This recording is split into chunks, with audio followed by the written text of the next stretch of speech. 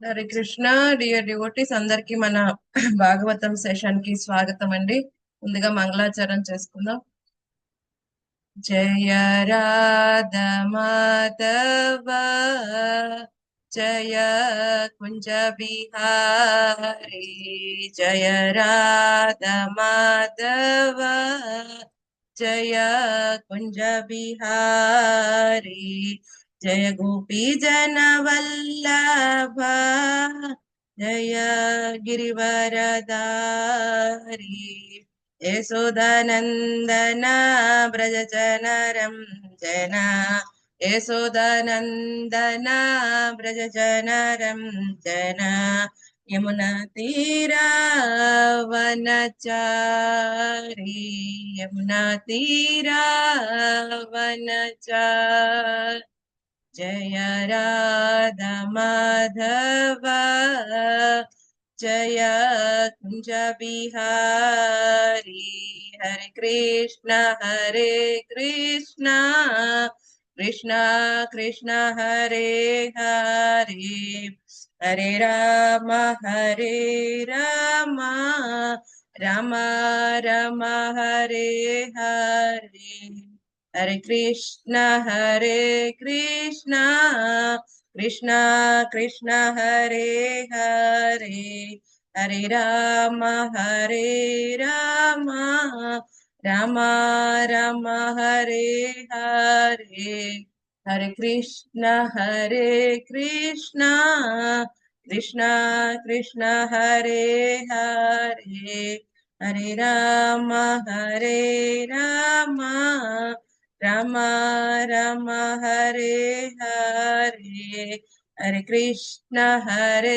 కృష్ణ కృష్ణ కృష్ణ హరే హరే హరే రామ రామ రామ రామ హరే హరే రామ సంకీర్తన की जय। ओम अज्ञानतिमिरान्धस्य ज्ञानाञ्जनशलाकया चक्षुरुन्मीलितं येन तस्मै श्रीगुरुवे नमः। विष्णुपदाय कृष्णप्रेष्ठाय भूतले श्रीमते वेदान्त स्वामिनः सरस्वती देवे गौरवाणी प्रचारैर्विशेष शून्यवादी पाश्चात्य देशतारिणे नमः। विष्णुपदाय कृष्णप्रेष्ठाय भूतले श्रीमते जय पताका स्वामी नामे नमो आचार्य पदाय निताय कृपप्रदाय गौरकदा दामोदर नग्रमतन। जय श्री कृष्ण चैतन्य प्रभु नित्यानंद श्री अद्वैत गदाधर श्रीवासादि गौर भक्त हरे कृष्ण कृष्ण कृष्ण हरे हरे हरे राम राम राम हरे हरे।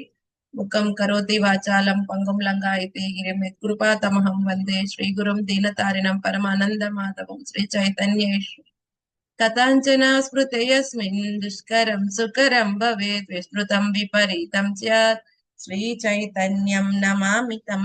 वाञ्छकल्पतरुभ्यश्च कृपा सिन्धुभ्य एव च पतितानां पावनेभ्यो वैष्णवेभ्यो नमो नमः। अनंतकोटि वैष्णव वृंद की जय। नामाचार्य श्रील हरिदास ठाकुर की जय। हरि ओम तस् ओम नमो भगवते वासुदेवाय। ओम नमो भगवते वासुदेवाय। ओम नमो भगवते वासुदेवाय। नारायणं नमस्कृत्य नरं चैव नरोत्तमं देवीं सरस्वतीं व्यासं ततो जयमुदीरये। शृण्वता स्वकथा कृष्ण पुण्यश्रवण कीर्तन हृदयन्तस्थो हि अभद्राणि विदुनोति सुहृत्सदा। नष्टप्रायेषु अभद्रेषु नित्यं भागवत सेवया भगवते उत्तम श्लोके भक्तिर्भवति नैष्टिकी। श्रीमद्भागवतम की जय। హరే కృష్ణ అందరికీ స్వాగతం అండి. మనం వీక్లీ శ్రీమద్ భాగవతం సెషన్ కి అందరికీ స్వాగతం. हरे कृष्ण माता जी दंडवत प्रणाम। हरे कृष्ण माता जी दंडवत प्रणाम।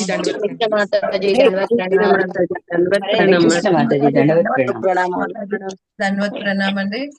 हरे कृष्ण माता जी दंडवत प्रणाम। దండవత్ ప్రణామ్ డియర్ డివోటీస్. हरे कृष्ण माता जी दंडवत प्रणामाలండి. దండవత్ ప్రణామ్. సో ఇప్పుడు మనం ఏ స్కందంలో ఉన్నాం? ఏ అధ్యాయంలో ఉన్నాం గుర్తుందా ఎవరికైనా? 11వ అధ్యాయం మాతాజీ. ఆ 4వ స్కందము 11వ అధ్యాయం ఈ రోజు స్టార్ట్ చేయబోతున్నాం. సో హరే కృష్ణ మాతాజీ దండోత్ ప్రణామాలు. ధన్వత్ ప్రణామం అండి. సో హరే కృష్ణ మాతాజీ లాస్ట్ దండోత్ ప్రణామాలు. ధన్వత్ ప్రణామం. లాస్ట్ వీక్ మనం చర్చించుకున్నాం దండోత్ ఏ ప్రణామం. విధంగా హరే కృష్ణ అయితే మాతాజీ. ధ్రువ మహారాజు యక్షులతో యుద్ధానికి స్టార్ట్ చేయటం అనేది జరిగింది. సో యక్షులతో ధ్రువ మహారాజు చాలా వీరోచితంగా యుద్ధం చేస్తున్నారు. సో 10వ అధ్యాయం అంతా కూడా ఏ విధంగా ఆయన యక్షులతో యుద్ధం చేశారు, వాళ్ళతో యుద్ధం చేసినప్పుడు ఆయన ఏమేమి ఎదుర్కొన్నారు, అవన్నీ వివరాలు వచ్చాయి. సో 10వ అధ్యాయంలో ధ్రువ మహారాజు వివాహం చేసుకున్నారు 2 భార్యల్ని. అలాగే ఆ తర్వాత ఆయన డిసెండెంట్స్ గురించి వచ్చింది. ఆ తర్వాత ఆయన తమ్ముడు అయిన ఉత్తముడు, ఆ సురేచి తనయుడైన ఉత్తముడు ఏ విధంగా అయితే ఎటువంటి కారణము లేకుండా ఆ ఒక యక్షుడి చేతిలో మరణించడం అనేది జరిగింది. ఆ తర్వాత సురీచి మాత కూడా మరణించడం జరుగుతుంది. సో ఇక్కడ ఉద్ధవుడు ఒక రాజు. సో ఎవరైతే గనక అన్యాయంగా ఒకరిని శిక్షించటం కారణంగా యక్షులు వాళ్ళ మీద యుద్ధానికి వెళ్ళటం అనేది జరిగింది. సో అక్కడ వరకు బాగుంది. కానీ ఇప్పుడు ఏమవుతుంది, అది ఒక స్థితిని దాటి ఎక్కువ వెళ్తోంది అది కదండి. సో దానికోసం ఇప్పుడు స్వయంభూ మను వచ్చి ధ్రువ మహారాజుని ఆపే ప్రయత్నం చేస్తున్నారు.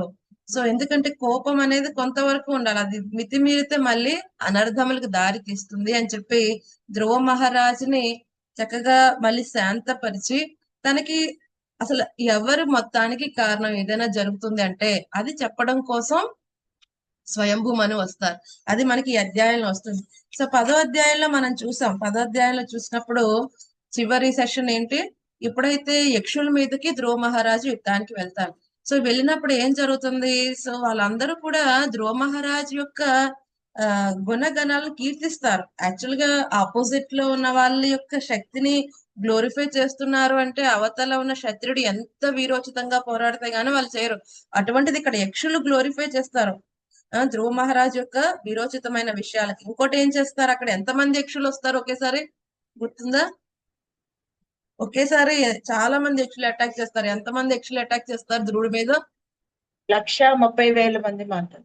ఒకేసారి 130,000 మంది వస్తారు, అటాక్ చేస్తారు. సో అదంతా ఎలా అవుతుంది, మనకి చక్కగా మంచి ఉపమానాల ద్వారా మనకి చెప్పారు 10వ అధ్యాయంలో ఎలా ఉంటుంది. సో ఎలాగైతే ఒక మౌంటైన్ మీద పెద్దగా ధారలుగా వర్షం కురిస్తే ఎలా ఉంటుంది, ఆ మౌంటైన్ కూడా కనిపించకుండా మొత్తం వర్షధారలతో నిండిపోయినట్టుగా ఈ యొక్క యక్షులు వేసే బాణములతో ధ్రువుడు ఆ విధంగా కప్పబడి ఉన్నాడు కదండి. ఇంకేమైంది, మొత్తం అందరూ అనుకున్నారు ఇంకా ఓ సిద్ధులు వీళ్ళందరూ కూడా ఏమైంది ధ్రువుడికి అని చెప్పి వాళ్ళందరూ కూడా బాధపడటం ప్రారంభించారు.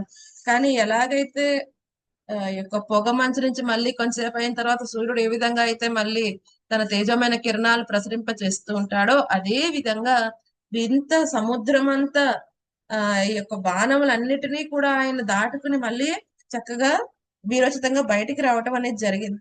సో ఆ తర్వాత ఏ విధంగా అయితే ఇంత గొప్ప మౌంటైన్ అయినా సరే థండర్ బోల్ట్ అటాక్ చేస్తుందో అదే విధంగా ఈ యక్ష సైన్యాన్ని ధ్రువుడు అటాక్ చేయటం జరిగింది. సో చాలా మంది యక్షులు పారిపోతూ ఉంటారు. ఎందుకంటే అక్కడ ఏమైంది, ఆ యొక్క రణభూమి అంతా కూడా యక్షుల యొక్క కిరీటములు, వాళ్ళ యొక్క వివిధ దేహ అంగములతో పడిపోయి ఉన్నది. సో చాలా మంది యక్షులు పారిపోతున్నారు. కానీ యక్షుల సిటీ అయిన అలకాపురికి ధ్రువుడు ఎంటర్ అవ్వడు.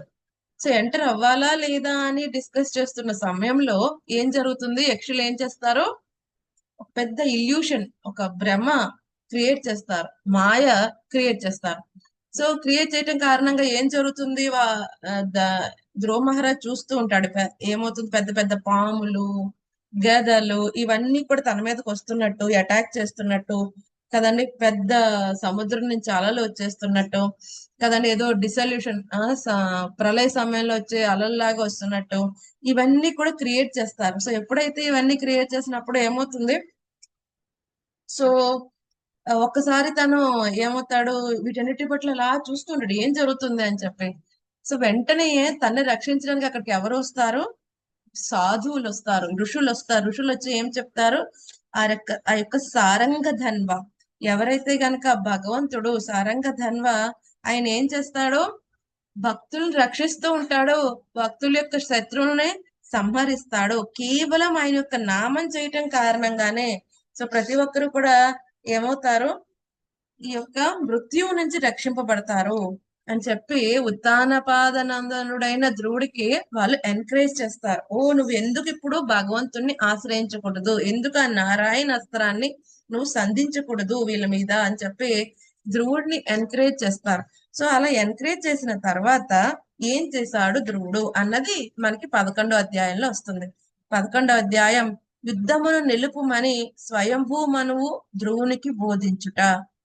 మైత్రేయ ఉవాచ నిశమ్య గదతామం మృషీణాం ధనుషి ధ్రువః సందదేస్త్రముపస్పృశ్య యన్నారాయణ నిర్మితం సందీయమాన ఏతస్మిన్ మాయా గుహ్యక నిర్మితాః క్షిప్రం వినేసుర్వితిర క్లేశా జ్ఞానోదయే యథా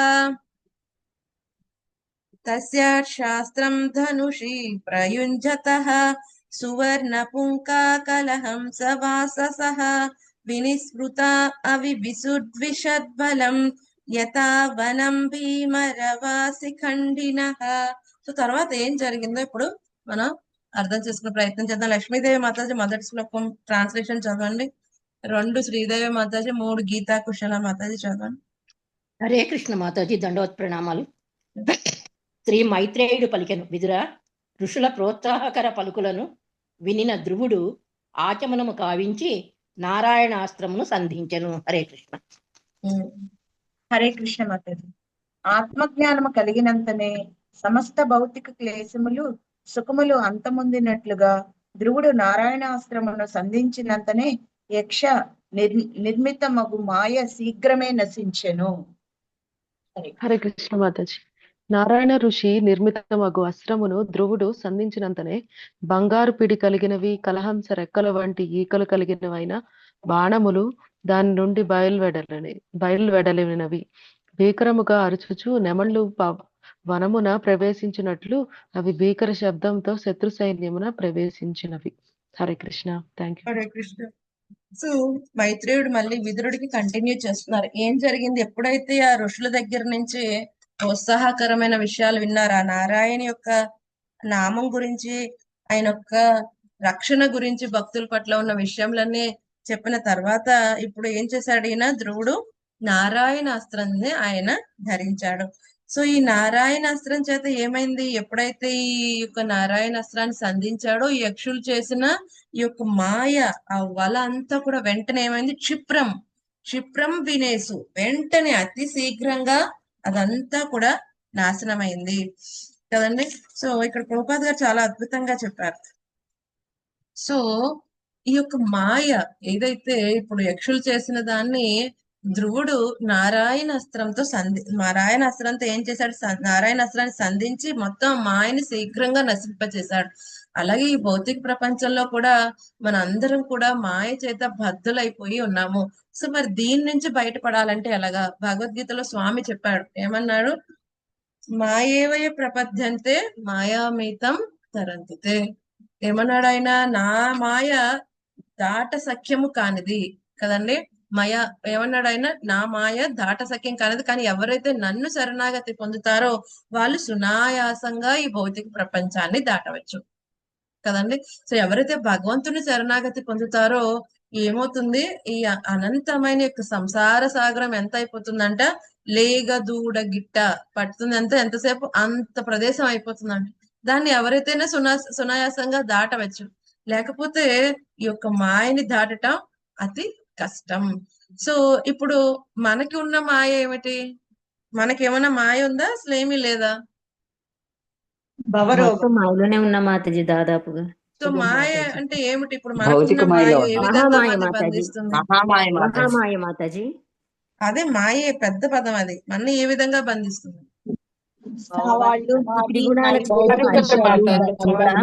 కనెక్ట్ అయిపోయి ఉన్నాం త్రిగుణాల వర్గాలకు. ఓకే, ప్రకృతి త్రిగుణాల చేత బంధించబడి ఉన్నాం. త్రిగుణం చేత బంధింపబడ్డాం. ఓకే, ఇంద్రియాలు మనమే శరీరం అని మనమే శరీరం అజ్ఞానము చేత ఓకే. మన ఇంట్లో ఉన్న మోహం నుంచి బయటపడలేకున్నాం మాతాజీ. సెల్ ఫోను, నేనే అదే యజమానిని ఉన్నాం అని మాతాజీ. టెలిఫోను, ఓకే, పిల్లలు పిల్లలు కూడా పిల్లలు, ఓకే, మన కర్మానుసారం కూడా వస్త్రాలు, ఆభరణాలు, ఆభరణములు, ఓకే. మా కర్మానుసారం మాయలో పడుతున్నాం కదండి. కోరికలు, కర్మానుసారం మాయలో పడవండి. ఈ మన కోరికల మోహాల నుంచి కోరికలు బయటపడలేకపోతున్నాం మాతాజీ. హరే కృష్ణ మనకి మాతాజీ. కొద్దిపాటి భౌతిక చేసి విషయాలు మన దుర్వినియోగం ఇంద్రియాల చేసుకుంటున్నాం కారణంగా మాతాజీ. మనం ఈ భౌతిక భౌతిక విషయాల మాయలో పట్ల పడిపోతున్నాం. ఆసక్తితో నేను శరీరం ఆత్మని గాని తెలియక ఈ భౌతిక విషయాల పట్ల ఆసక్తితో మాయలో పడుతున్నాం. భౌతిక విషయాల పట్ల ఆసక్తి.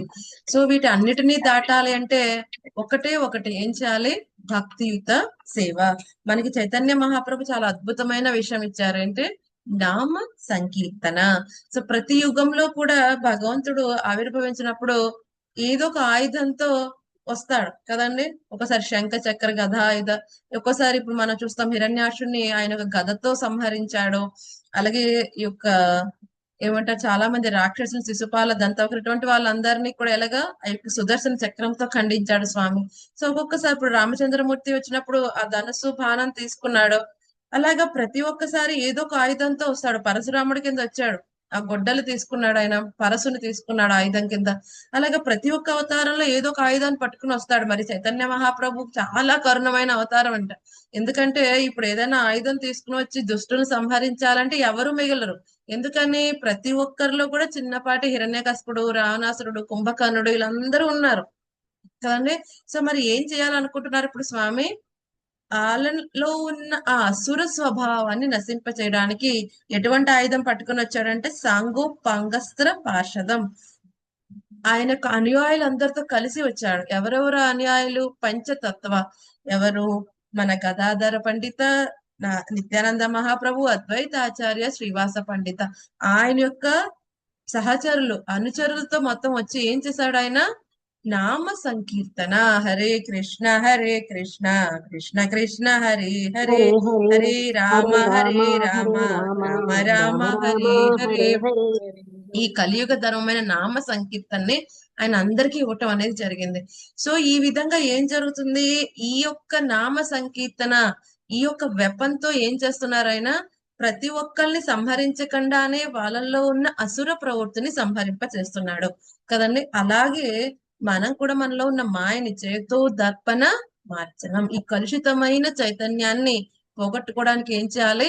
నామ సంకీర్తన ఆశ్రయిస్తే. ఏ విధంగా అయితే ఇక్కడ నారాయణ అస్త్రాన్ని సంధించినప్పుడు ఆ యొక్క యక్షులు క్రియేట్ చేసిన మాయని ఏ విధంగా అయితే ఛేదించగలిగాడో ధ్రువుడు, మనం కూడా భగవంతుడి యొక్క నామ సంకీర్తన, భగవంతుడి యొక్క లీల గుణ శ్రవణం, ఆయన యొక్క సేవ చేయటం కారణంగా మనం కూడా దాటసఖ్యం కాని ఈ మాయని సునాయాసంగా దాటవచ్చు. లేకపోతే అక్కడ యక్షుల మాయని దాటడం ఒక సామాన్యమైన వాడికి మోహాన్ని క్రియేట్ చేస్తుంది. అది ఎటువంటి శక్తిమంతుడికైనా మోహగ్రస్తుడయ్యి అపజయం పొందుతాడు కదండి, దుఃఖితుడు అవుతాడు, నిరాశ చెందుతాడు. కానీ ధ్రువుడు భక్తి చేయటం కారణంగా, మళ్ళీ ఆ ఋషుల చేత ఆజ్ఞాపించబడటం కారణంగా, అది జ్ఞప్తికి రావటం కారణంగా, మన నారాయణాస్త్రాన్ని సంధించటం కారణంగా ఏం జరిగింది?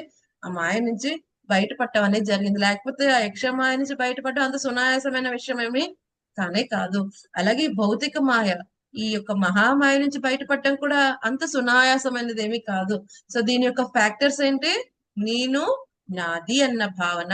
సో ప్రతిదీ ఏం చేస్తున్నా, ఎవరైతే ఈ యొక్క మిథ్యాహంకార భావనలో ఉన్నారో అప్పటి వరకు కూడా ఈ మాయ వాళ్ళని ఏం చేస్తుంది? ఈ త్రిగుణముల చేత బంధించబడి ఉంచుతుంది. ఎప్పటి వరకు అయితే నేను, నాది అన్న భావన పోదో అప్పటి వరకు కూడా మన ఈ సంసార చక్రంలో కంటిన్యూ అవుతూనే ఉంటాం. ఈ భౌతిక ప్రకృతి యొక్క అండర్లో మనం రకరకములైన దేహములు తీసుకుంటూ రకరకములైన సుఖములు దుఃఖములు పొందుతూ ఇక్కడే కంటిన్యూ అవుతూ ఉంటాం. అందుకనే మనం ఏం చేయాలి? నేను, నాది అన్న భావన మనం విడిచిపెట్టాలి. సో అందుకని మనకి చెప్తారు, ఇక్కడ ఉడిపి దగ్గర ఆ భక్తుడు ఉన్నారు కదా. సో ఇప్పుడు ఏం జరుగుతుంది? అక్కడ ఉన్న భక్తులందరూ అడుగుతారు, ఎప్పుడు మనం వైకుంఠానికి వెళ్ళగలం? సో ఏమని చెప్తారు అయినప్పుడు? నేను పోతే పోతాను, అంటే నేను అన్న భావన పోతే పోతాను కదండి, అది చెప్పబడుతుంది. సో ఎప్పటి వరకు అయితే నేను, నాది, నేనే యజమాని, నేను భగవంతుడి కంటే ఇండిపెండెంట్ గా ఉంటాను, స్వతంత్రుడిని. ఈ భావన పోనంత వరకు కూడా ఏమవుతుంది, మనం ఇక్కడే సంసార చక్రంలో మళ్ళీ మళ్ళీ మళ్ళీ పుట్టాల్సి వస్తుంది. సో అందుకనే మన యుగ ధర్మమైన చైతన్య మహాప్రభు మనకి యుగ ధర్మం చక్కగా ఈ ఆయుధాన్ని ఇచ్చారు. సో ఈ ఆయుధంతో ఏం చేయాలి, మనలో ఉన్న అజ్ఞాన అంధకారాన్ని తొలగించుకుంటే ఏమవుతుంది, మళ్ళీ మనం ఆ వెలుగుని చూడగలం. సో ఇక్కడ ప్రభుపాద గారు చక్కగా చెప్పారు 2వ శ్లోకం భాష్యంలో, కృష్ణ సూర్య సమాన, చైతన్య చైతామృతిలో వస్తుంది ఈ శ్లోకం, కృష్ణ సూర్య సమాన మాయా హోయ్ అంధకార్. మాయ అంధకారం, కృష్ణుడు సూర్య సమానం. సో ఎప్పుడైతే సూర్యుడు వచ్చాడు అనుకోండి, చీకటి దాని అంతటా అదే పోతుంది. ఎవరైనా చెప్పాలా, ఓ సూర్యుడు వచ్చాడు నువ్వు వెళ్ళిపో అని చెప్పక్కల. ఎప్పుడైతే సూర్యోదయం అవుతుందో ఆ చీకటి తన అంతటా వెళ్ళిపోతుంది. అలాగే ఎప్పుడైతే కృష్ణుడు ఉదయిస్తాడో మన జీవితంలో ఈ మాయ అనే అంధకారం నుంచి మనం బయటపడతాం.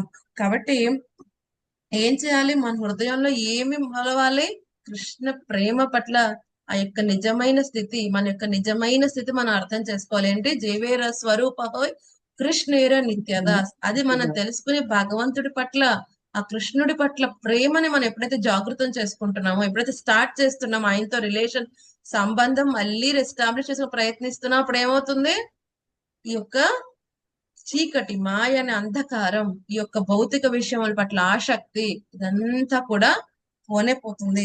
సో నెక్స్ట్ ఇంకేమని చెప్తున్నారు, సో ధ్రువుడు ఈ విధంగా ఎప్పుడైతే ఈ యొక్క నారాయణ అస్త్రాన్ని సంధించినప్పుడు ఏం జరిగింది, ఆ యొక్క బంగారు పిడి కలిగిన ఏమవుతున్నాయి, బాణములు వచ్చాయి. ఆ బాణాలు ఎలా ఉన్నాయి, కలహంస రెక్కలు వంటి ఈకలు కలిగి ఉన్నాయి. సో ఇవన్నీ కూడా వస్తున్నాయి. సో ఇవన్నీ ఏం చేశాయి, చాలా భయంకరమైన శబ్దంతో వచ్చి అక్కడ యక్ష సైన్యం మీద ఇవన్నీ కూడా పనిచేస్తాయి. తర్వాత 4వ శ్లోకంలో ఏమని చెప్తున్నారు, సో ఎప్పుడైతే ఈ యొక్క వాడి చాలా పదునుగా ఉన్న బాణములు ఎప్పుడైతే యక్షులు అందరినీ కూడా సంహరిస్తున్నాయి, వాళ్ళందరూ కూడా ఏమయ్యారు, వెంటనే తగిలిన వెంటనే కొంతమంది మూర్చిపోయారు, కొంతమంది ఇంకా కోపం తెచ్చుకుని ఏం చేస్తున్నారంటే వాళ్ళు ఆయుధాలు పట్టుకుని ఎలా వస్తున్నారు, వాళ్ళు గరుడునొచ్చి కలవరపడిన పన్నగములు పడగలెత్తి దాన్ని ఎదుర్కొన్నట్లు యక్ష సైనికులు ఆయుధములు ఎత్తి ధ్రువుని ఎదుర్కొని సాగిరి.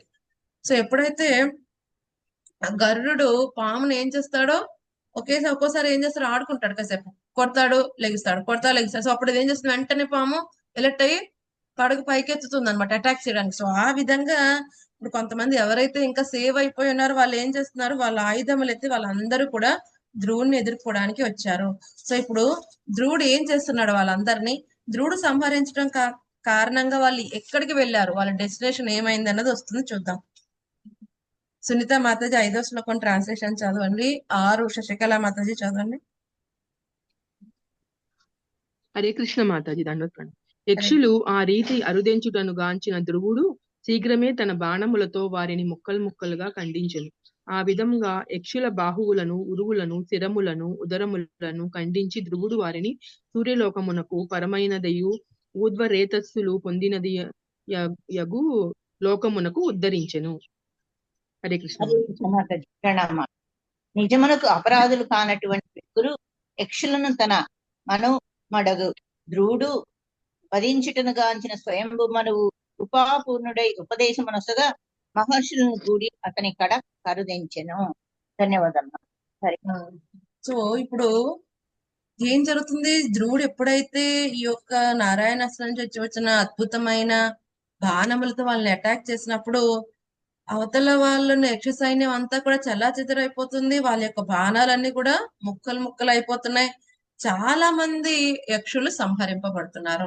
సో వాళ్ళ యొక్క దేహ అంగములన్నీ కూడా ఖండించబడుతున్నాయి. ఇంతకు ముందు ఆల్రెడీ చాలా వీరోచితంగా పోరాడాడు ధ్రువుడు, మధ్యలో మళ్ళీ యక్షులు ఏం చేశారు, వాళ్ళ యొక్క బ్రహ్మ ఒకటి క్రియేట్ చేశారు, మాయ ఒకటి క్రియేట్ చేశారు. ఇప్పుడు ఇంకా వీరోచితంగా పోరాడుతున్నాడు ఈ నారాయణాస్త్రం చందించిన తర్వాత. సో ఇప్పుడు ఏం జరుగుతుంది, వీళ్ళందరూ ఎవరైతే సంహరింపబడుతున్నారో ధ్రువుడి చేతిలో, వాళ్ళందరూ ఎక్కడికి వెళ్తున్నారు, సూర్యలోకానికంటే పైన ఉన్న ఈ యొక్క ఎక్కడికి వెళ్తున్నారు, బ్రహ్మలోకానికి వాళ్ళందరూ కూడా వెళ్తున్నారు. ఇక్కడ చెప్పారు, భగవానుని చేత గాని భక్తుల చేత గాని చంపబడుట భక్తులు కాని వారికి మంగళకరం. యక్షులు విచక్షణారహితముగా ద్రోణచే చంపబడినను ఊర్ధ్వరేతసులకు బ్రహ్మచారులు మాత్రమే పొందునట్టే లోకమునకు ఏగిరి కదండి. సో వీళ్ళందరూ సూర్యలోకానికంటే పైన ఉన్న లోకానికి వెళ్ళే ప్రయత్నం చేస్తున్నారు. సో వీళ్ళందరూ కూడా ఎలా వెళ్తున్నారు, ఎవరైతే ఊర్ధ్వరేత సహా ఎవరైతే ఊర్ధ్వ రేతస్సులు పొందే లోకానికి వాళ్ళు ఉద్ధరింపబడుతున్నారు. సో ఊర్ధ్వ రేతసహ అంటే ఏంటి? ఎవరైతే కనుక వాళ్ళ తపో నిష్టల చేత వాళ్ళ రేతస్సు ఆ యొక్క వీర్యంని కిందకి కాకుండా పైకి పంపిస్తారు వాళ్ళు. అంటే దాన్ని వృధాగా పాడు చేయరు, కేవలం భౌతిక సాంగత్యం కోసం దాన్ని ఉపయోగించరు. సో వాళ్ళు ఏం చేస్తారు? ఈ విధంగా వాళ్ళ యొక్క వీర్యంని పైకి పంపిస్తారు, ఊర్ధ్వ. సో ఆ విధంగా ఏమవుతుంది? వాళ్ళకి జ్ఞాపక శక్తి పెరుగుతుంది, వాళ్ళకి ఆధ్యాత్మిక విషయాలు చక్కగా అర్థం చేసుకోగలరు, అదే విధంగా ముందుకు వెళ్ళగలరు, వాళ్ళ ఆయుష్ పెరుగుతుంది. ఈ విధంగా ఇంద్రియ నిగ్రహం ఉండటం కారణంగా వాళ్ళు ఉన్నత లోకాలకి వెళ్తారు. సో ఎక్కడికి వెళ్తారు? ఇక్కడ చెప్తున్నారు, నిరాకార్యగు జ్ఞాని లేదా భగవంతుడిచే చంపబడిన దానవుడు బ్రహ్మలోకమును పొందినట్లు భగవద్భక్తులచే చంపబడిన వారు కూడా సత్యలోకమును పొందగలరు. సో ఈ విధంగా అందరు సత్యలోకానికి వెళ్తారు. ఇదంతా ఎలా జరుగుతుంది? ధ్రువుడి యొక్క తపశక్తి కారణంగా వీళ్ళందరూ వెళ్ళగలుగుతున్నారు. సో అసలు అక్కడికి వెళ్ళటం అసాధ్యం. మామూలుగా యుద్ధంలో సంహరింపబడితే ఎక్కడికి వెళ్తారండి? వీరోచితంగా మరణిస్తే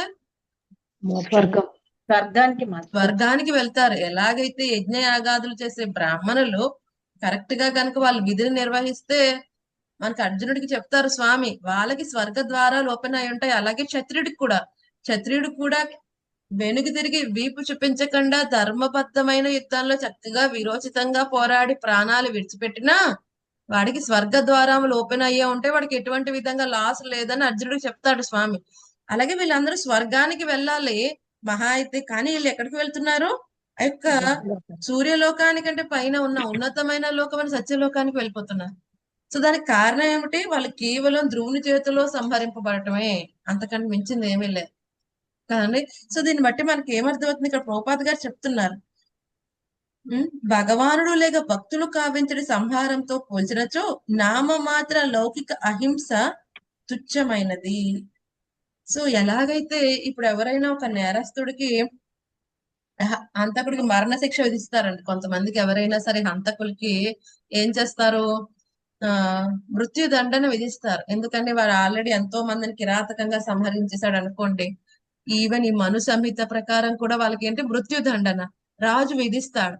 సో ఆ విధించటం కారణంగా వాడికి ఒక విధంగా అది లాభమే. ఎందుకని? వాడు ఫర్దర్ గా అటువంటి విధానాల్లో నెలకొనకుండా ఉంటాడు.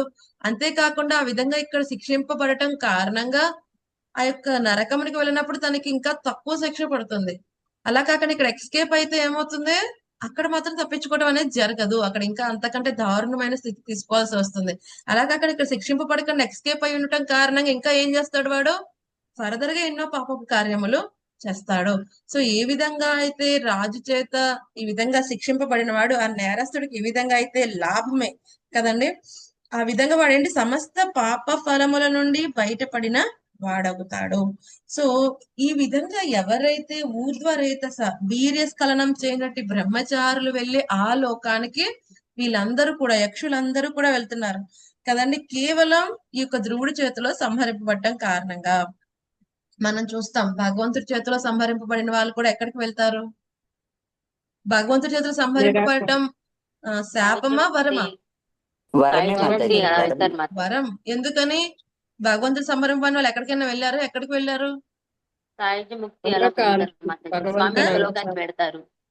ఎక్కడికి వెళ్ళగలరు వాళ్ళు? భగవంతుడి దగ్గరికే వెళ్ళగలరు.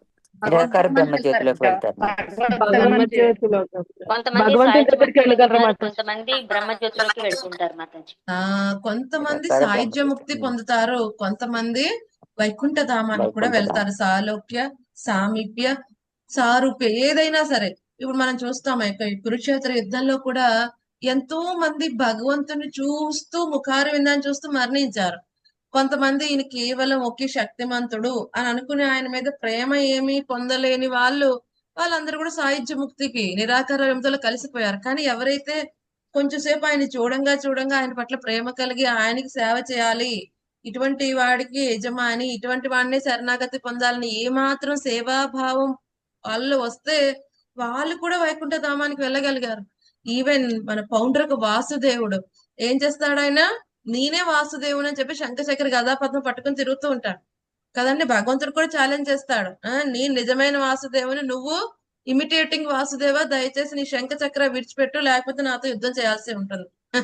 యుద్ధానికి రా. అప్పుడు కృష్ణుడు సరే అయితే యుద్ధానికి రా, నువ్వే ఇన్వైట్ చేసావు కదా. యుద్ధానికి వచ్చిన తర్వాత ఒకసారి కృష్ణుడు నవ్వుకుంటాడు పౌండ్రక వాసుదేవని చూసి. ఎందుకని? శంఖ చక్ర గదా పద్మ ఇవన్నీ పెట్టుకుని నేనే వాసుదేవన్ అని చెప్తూ ఉంటే, ఇప్పుడు చూడండి ఎవరైనా ఒక రియల్ పర్సన్ గురించి ఇప్పుడు ఎవరైనా నాటకం వేస్తున్నారు అనుకోండి, ఏదైనా ఒక జమీందార్ కథ గురించి ఎవరైనా నాటక ప్రదర్శన చేస్తున్నారు. సో ఇప్పుడు నిజంగా జమీందారే వచ్చాడు.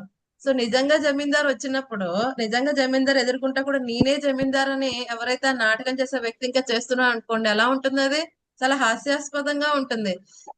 కదండి. ఓ జమీందార్ నువ్వు కాదు నేనే జమీందార్ అంటే చాలా నవ్వాల్సిన విషయం. అలాగే పౌండ్రక వాసుదేవుడు అదే చేశాడు. నువ్వు వాసుదేవుడు కాదు, నేను నిజమైన వాసుదేవుడు. కానీ ఎప్పుడూ కూడా భగవంతుడి యొక్క రూపం మీద ధ్యానం చేయటం కారణంగా, అలాగే భగవంతుడు ఏం చేస్తాడు, సరే అయితే నా సుదర్శన విడిచిపెట్టమన్నావు కదా, సరే అయితే విడిచిపెడుతున్నా. ఎప్పుడైతే స్వామి సుదర్శన విడిచిపెట్టినప్పుడు ఏం చేస్తే సుదర్శన పౌండ్రక వాసుదేవుడి యొక్క శిరస్సును ఖండిస్తుంది. సో ఇప్పుడు ఏమవుతుంది? ఆయనకి సేమ్ రూపం వస్తుంది కదండి. ఇది భగవంతుడి చేతుల్లో మృత్యు పొందిన వాళ్ళకున్న అదృష్టం. అదే విధంగా భగవంతుడి యొక్క భక్తుల చేతిలో మృత్యు పొందిన అంతే అద్భుతమైన విషయం వస్తుంది. సో కానీ ఇక్కడ భగవంతుడి యొక్క భక్తుల చేతిలో పొందడం కారణం ఉన్నత లోకములు వస్తున్నాయి, మహా అయితే సత్యలోకం వరకు వస్తుంది. కానీ సత్యలోకం వరకు వెళ్ళినా సరే అయితే సరిపోతుందా? లేదు. ఆ బ్రహ్మ భువనారులోక పునరావృత్తుని అర్జున. బ్రహ్మలోకానికి వెళ్ళినా మళ్ళీ అక్కడి నుంచి కనుక మనం డెలివర్ అవ్వడానికి కావాల్సిన పనులు చేయకపోతే మళ్ళీ తిరిగి రావాల్సి వస్తుంది. ఈవెన్ బ్రహ్మగారైనప్పటికీ కూడా తన 100 సంవత్సరాలు అయిపోయేప్పటికి తన చైతన్యం సరిగ్గా లేకపోతే, నేనే యజమాని అనుకున్న భావనతోనే తన క్రియేషన్ అంతా చేస్తే తను కూడా మళ్ళీ తిరిగి రావాల్సి వస్తుంది. అలా కాకుండా ఇప్పుడు బ్రహ్మగారు తన అనుయాయులు అందరూ కూడా అర్థం చేసుకుని ఆయన శరణాగతి పొందితే వాళ్ళందరూ కూడా ఆయన 100 సంవత్సరాలు అయిపోయిన తర్వాత బ్రహ్మగారితో పాటు వాళ్ళందరూ కూడా వైకుంఠం వెళ్ళిపోతారు. అలా కాకపోతే ఎవరైనా సరే భగవంతుడు శరణాగతి పొందకపోతే, భక్తి యోగాన్ని గనక ఆశ్రయించకపోతే, బ్రహ్మగారైనా బ్రహ్మలోకాన్ని పొందిన ఎవరైనప్పటికీ కూడా మళ్ళీ తిరిగి రావాల్సి వస్తుంది కదండి. అందుకని ఇక్కడ ప్రభుపాద గారు చెప్పారు, హరిం వినాన శృతిం తరంతి. ఒక హరి తప్ప ఎవ్వరు కూడా ముక్తిని ప్రసాదించలేరు కదండి. కేవలం హరి మాత్రమే మనకి ముక్తిని ప్రసాదించగలడు ఈ భౌతిక అస్తిత్వం నుంచి.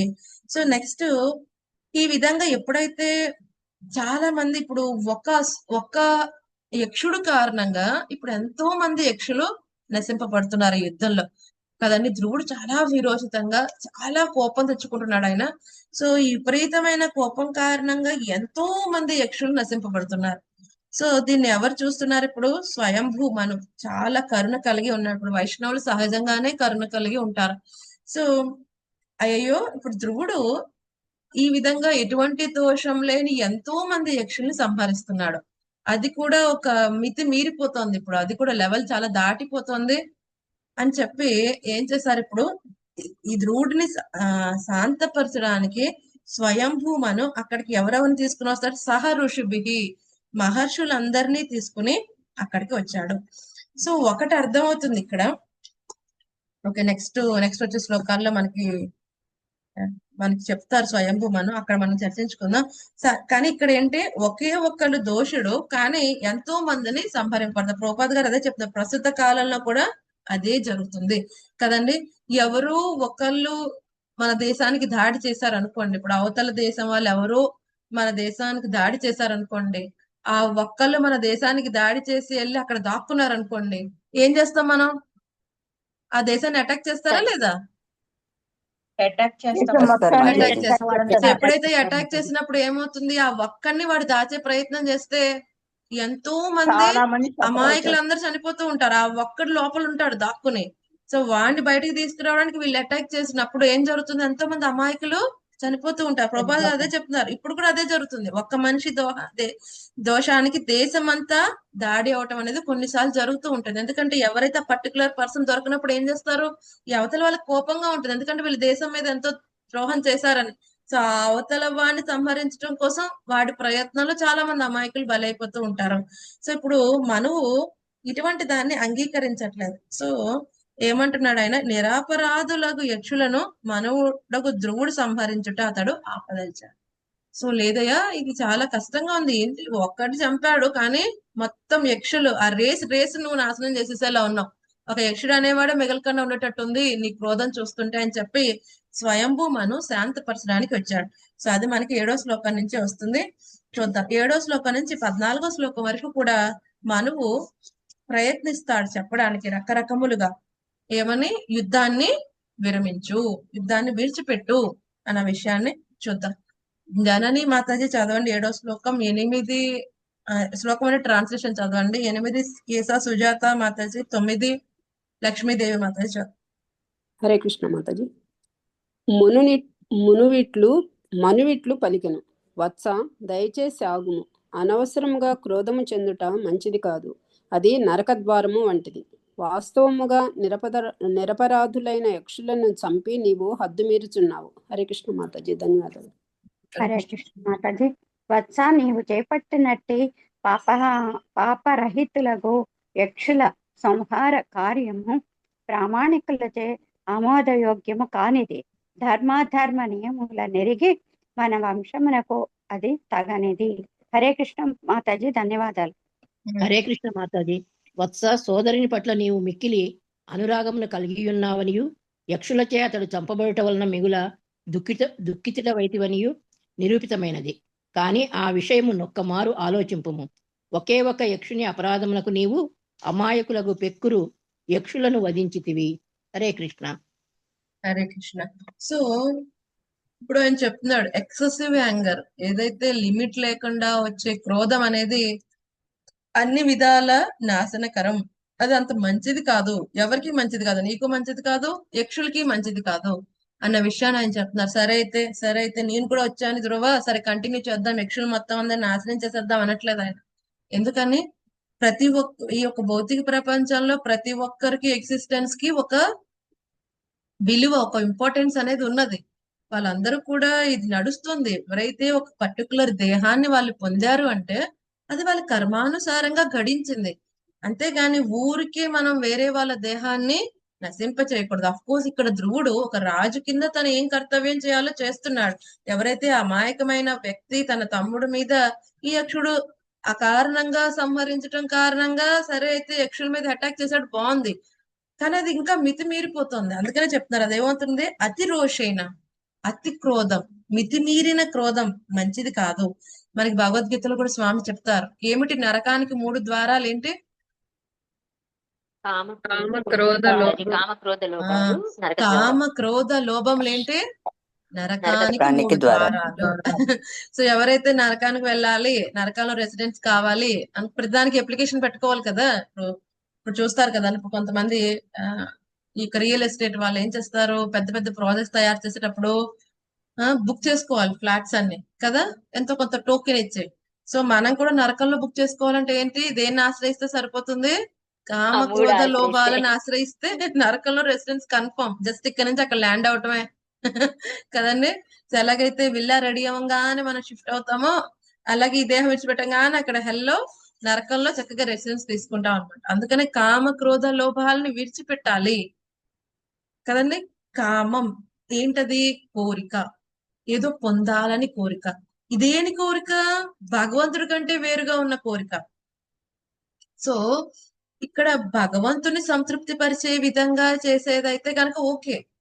కానీ ఇక్కడ భగవంతుడి కంటే వేరుగా నీ పర్సనల్ ఎజెండాలో నువ్వు ఏదైనా సాటిస్ఫై చేసుకోవాలనుకుంటుంటే అదేమవుతుంది? కామం. సో ఇది శాంతింపబడకపోతే ఏమవుతుంది? అది క్రోధంగా వస్తుంది. ఒకవేళ సాటిస్ఫై అయితే లోభం కింద దారి తీస్తుంది, ఇంకా ఇంకా కావాలి అనిపిస్తుంది. సో ఈ మూడిటికి పులి స్టాప్ ఎక్కడ? కామం. కామం దగ్గర ఆపేయాలి కదండి. భగవంతుడి కంటే వేరుగా ఏది కోరుకోకూడదు. ఒక్కోసారి మనం ఏం చేస్తాం, ఇది నా విద్యుక్త ధర్మం, సో అందుకనే చేస్తున్నా, ఇది నా ధర్మం అండి అందుకనే చేస్తున్నా. సో పిల్లల్ని కూడా చక్కగా మంచి మార్గంలో పెట్టాల్సిన బాధ్యత తల్లిదండ్రులకు ఉంటుంది.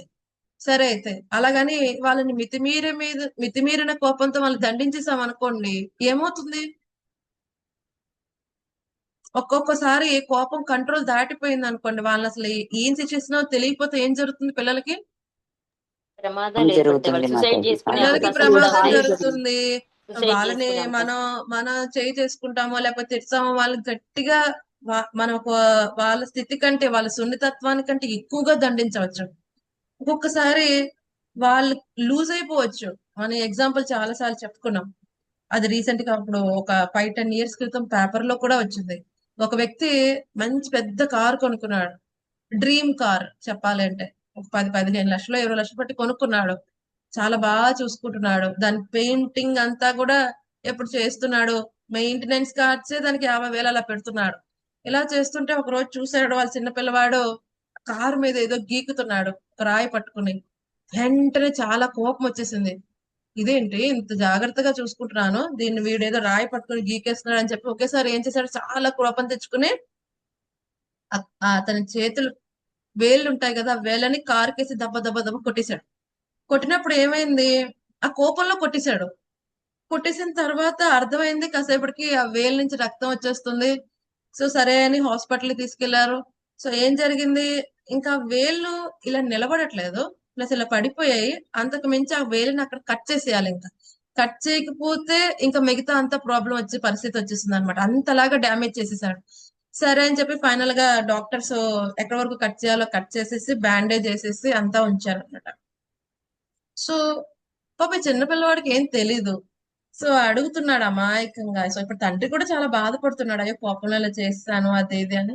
సో ఆ పిల్లవాడు అలా అమాయకంగా అడుగుతున్నా అంట, నాన్నగారు మళ్ళీ నా ఫింగర్స్ మళ్ళీ పైకి ఎప్పుడు వస్తాయి, ఎప్పుడు పెరుగుతాయి ఇవన్నీ, మళ్ళీ నాకు ఎప్పుడు నేను ఆడుకోగలను అని అమాయకంగా అడుగుతుంటే ఆ తండ్రికి చాలా బాధ కలిగింది. అసలు నేను ఇంత పిచ్చి కోపం ఎందుకు తెచ్చుకున్నాను, అసలు వీడు ఏం చేశాడు నా కారుకి అని వెళ్ళి చూస్తే ఆ కారు మీద వాడు ఏం రాశాడు, I love you dad.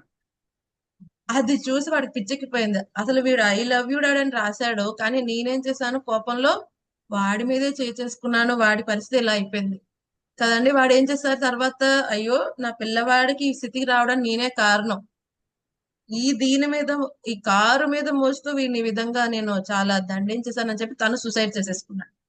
So అప్పుడు చాలా పేపర్లో కూడా చాలా పెద్ద హెడ్లైన్స్ వచ్చేసింది. ఏమని వచ్చేసింది, మనం యాక్చువల్గా ఇప్పుడు ఏం చేస్తున్నాం, ఇదివరకు వస్తువుల్ని వాడుకునేవారు, మనుషుల్ని ప్రేమించేవారు. ఇప్పుడు ఏం చేస్తున్నారు, మనుషుల్ని వాడుకున్నారు, వస్తువుల్ని ప్రేమిస్తున్నారు. ఈ విధంగా ఉంటే కారణంగా ఏమవుతుంది, విచక్షణ కోల్పోతున్నాం. మనుషులతో ఎలా డీల్ చేస్తున్నాం, మర్చిపో సున్నితత్వం అనేది మిస్ అయిపోతుంది. ఎందుకని, ఈ కామం, విపరీతమైన ఆసక్తి, వస్తువు పట్ల ఏదో ఒక దాని పట్ల విపరీతమైన ఆసక్తి. ఆ ఆసక్తి మీద ఎవరైనా చేయి పెట్టినా, ఆసక్తి మీద ఎవరైనా వచ్చినా ఏం చేస్తున్నారు, వెంటనే వాళ్ళని తప్పించే ప్రయత్నం చేస్తున్నారు, లేకపోతే వాళ్ళని ఇదే విధంగా వాళ్ళని యాక్ట్ చేస్తున్నారు తెలియట్లా. దీనికి కారణం ఏమిటి, తమో గుణం.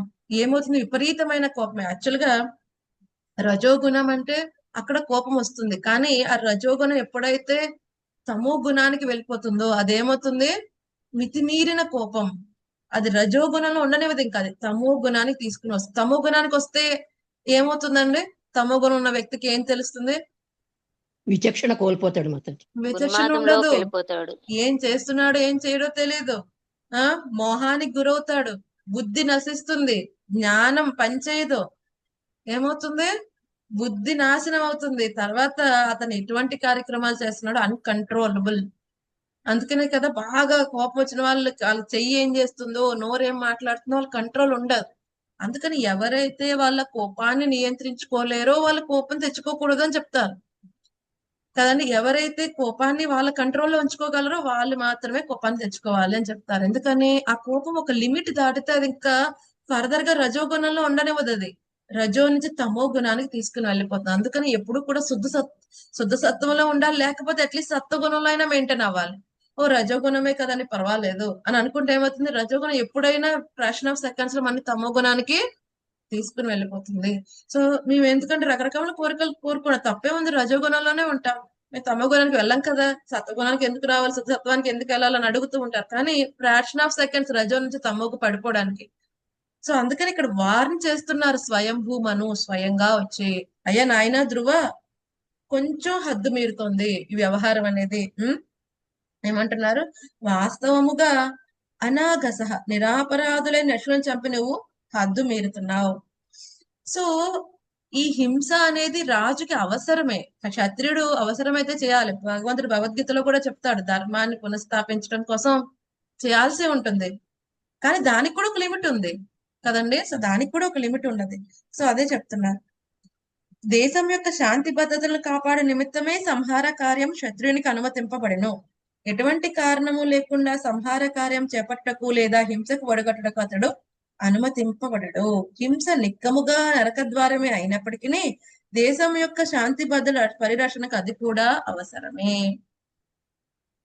సో ఓకే, సరే, అయితే ఇప్పటి వరకు అయితే తన తమ్ముడిని చంపినందుకు ఒక యుద్ధం చేశాడు, అంత బాగుంది. కానీ ఇంకా ఫర్దర్ గా వద్దు, అది ఇంకా మితిమీరిపోతుంది. మొత్తం యక్షుల యొక్క సైన్యం మొత్తం అందరిని నాశనం చేసే ప్రయత్నం చేస్తున్నా. ఈ విధంగా చేస్తే కనుక ఏమవుతుంది, గొప్ప పాప కార్యం చేసిన వాళ్ళు అవుతావు. కాబట్టి సో దయచేసి దీన్ని విడిచిపెట్టు. సో ప్రభుపాద్ గారు ఇక్కడ ఇంకొక విషయం చెప్పుకొస్తున్నారు. ఏమిటి? జంతు బలి. చాలా మందిని ఏం చేస్తున్నారు ఇప్పుడు జంతువుల్ని. ఇదివరకు ఎవరైతే జంతువుల్ని ఆహారంగా తీసుకోవాలనుకున్న వాళ్ళకి ఈ యొక్క జంతు బలి అనేది ఇవ్వబడింది. అది కూడా ఊరి చివరన ఉన్న కాళీమాతకి అలాగా సమర్పించి అక్కడే తిని వాళ్ళు వచ్చేవారు. నెక్స్ట్ టైం ఇంకా నేను తినకూడదు అని చెప్పుకునేవారు. మాంసహ ఓకే సరే, ఇప్పుడు నేను తిన్నాను, ఫ్యూచర్ లో నన్ను తినవచ్చు అని వాళ్ళు క్లియర్ గా అండర్స్టాండింగ్ ఉండేది. వాళ్ళు నిందించుకునేవారు, అయ్యో నేను తప్పు చేశాను, వేరే జీవుని సంహరించాను నా నాలిక కోసం అనే ఆ గిల్టీ ఫీలింగ్ ఉండేది.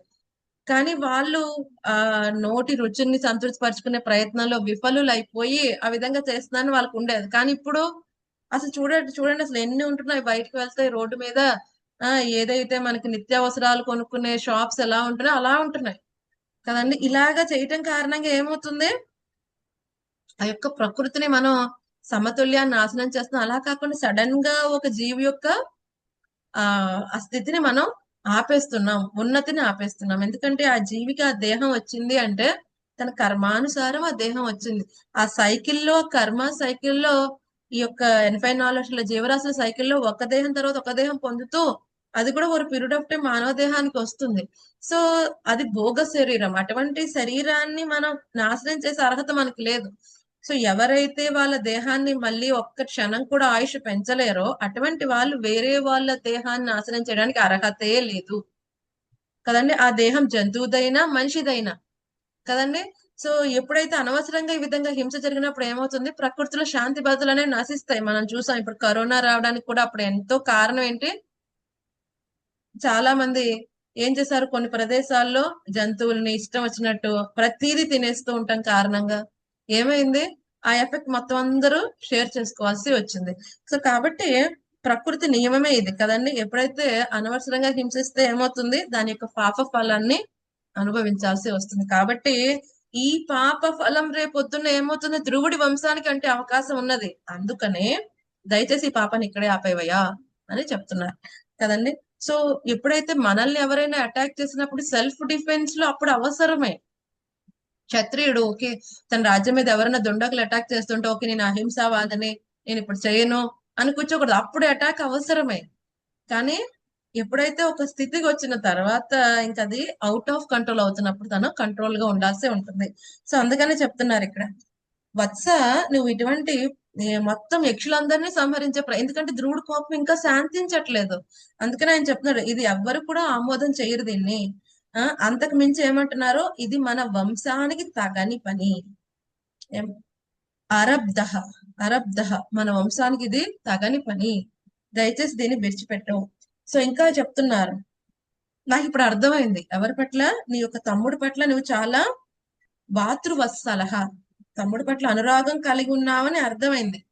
సో యాక్చువల్ గా చిన్నప్పుడు ఎప్పుడైతే గనక ఉత్తముడు ఒళ్ళో కూర్చున్నప్పుడు ధ్రువుడికి అవకాశం లేనప్పుడు అప్పుడు స్వయంగానే కొంచెం ఏదైనా కోపమో ఏదో అనిపించి ఉండవచ్చు, మనసు చూపుమని అనిపించి ఉండవచ్చు ధ్రువుడికి. అలాగని ఆయన గుర్తుపెట్టుకుని ఓ చిన్నప్పుడు వీళ్ళు నా తండ్రి ఒళ్ళో కూర్చొనివ్వలేదు వీడి వల్ల అని ఏం అసూయ లేదు. అంటే ఏమిటి, ధ్రువుడు ఆ తర్వాత మంచిగానే బాంధవ్యం మెయింటైన్ చేశాడు వాళ్ళ పిన్న తల్లి చేత తమ్ముడి దగ్గర. సో ఒకవేళ నిజంగా ఏదైనా ద్వేషం ఉండి ఉంటే సరే చనిపోయాడు నాకు టెన్షన్ లేదు, రేపొద్దున రాజ్యాధికారం గురించి వస్తాడని అది ఇదని ఏమీ అనుకోవట్లేదు. అటువంటి భయం ఏమీ లేదు. ఎందుకని వాళ్ళ మధ్య మంచి బంధం అనేది మైత్రి అనేది ఉన్నది. అందుకనే చాలా బాధపడుతున్నాడు. అనురాగ కారణంగానే ఆ సోదరుడు నశించాడని చాలా బాధపడుతున్నాడు. సరే అయితే ఆ విషయం అందరికీ అర్థమైంది. కానీ నువ్వేం చేస్తున్నావు, ఒకే ఒక యక్షుడు చేసిన దానికి ఎంతో మంది అమాయకులైన యక్షులందరినీ కూడా ఆల్రెడీ వధించేసావు.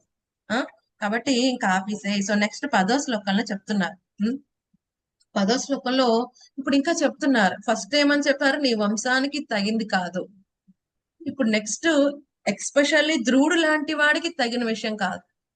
ఎందుకని, ధ్రువుడు గొప్ప భక్తుడు. సో ఆ విషయాన్ని ఇప్పుడు మళ్ళీ చెప్తున్నారు, చూద్దాం. లవణ్య మాతాజీ 10వ శ్లోకం చదవండి. 11 గీతా కుశల మాతాజీ, 12 గంగాదేవి మాతాజీ చదవండి. నిర్మోహ గంగాదేవి మాతాజీ. హరే కృష్ణ మాతాజీ. మనుషుడు దేహాత్మ భావంలో కలిగి ఉండరాదు. జంతువుల వలె ఇతర ప్రాణులను వధించుట అతనికి తగదు. దేవదేవుని భక్తియోగ పదమును అనుసరించి సాధు పురుషులచే అది విశేషంగా నిషేధించబడింది. హరే కృష్ణ మాతాజీ. ధన్యవాదాలు. హరే కృష్ణ మాతాజీ. వైకుంఠ లోకమున హరివాసము నందగలుగుట వైకుంఠ లోకమున హరివాసము నందగలుగుట మిగుల దుర్లభమైనది.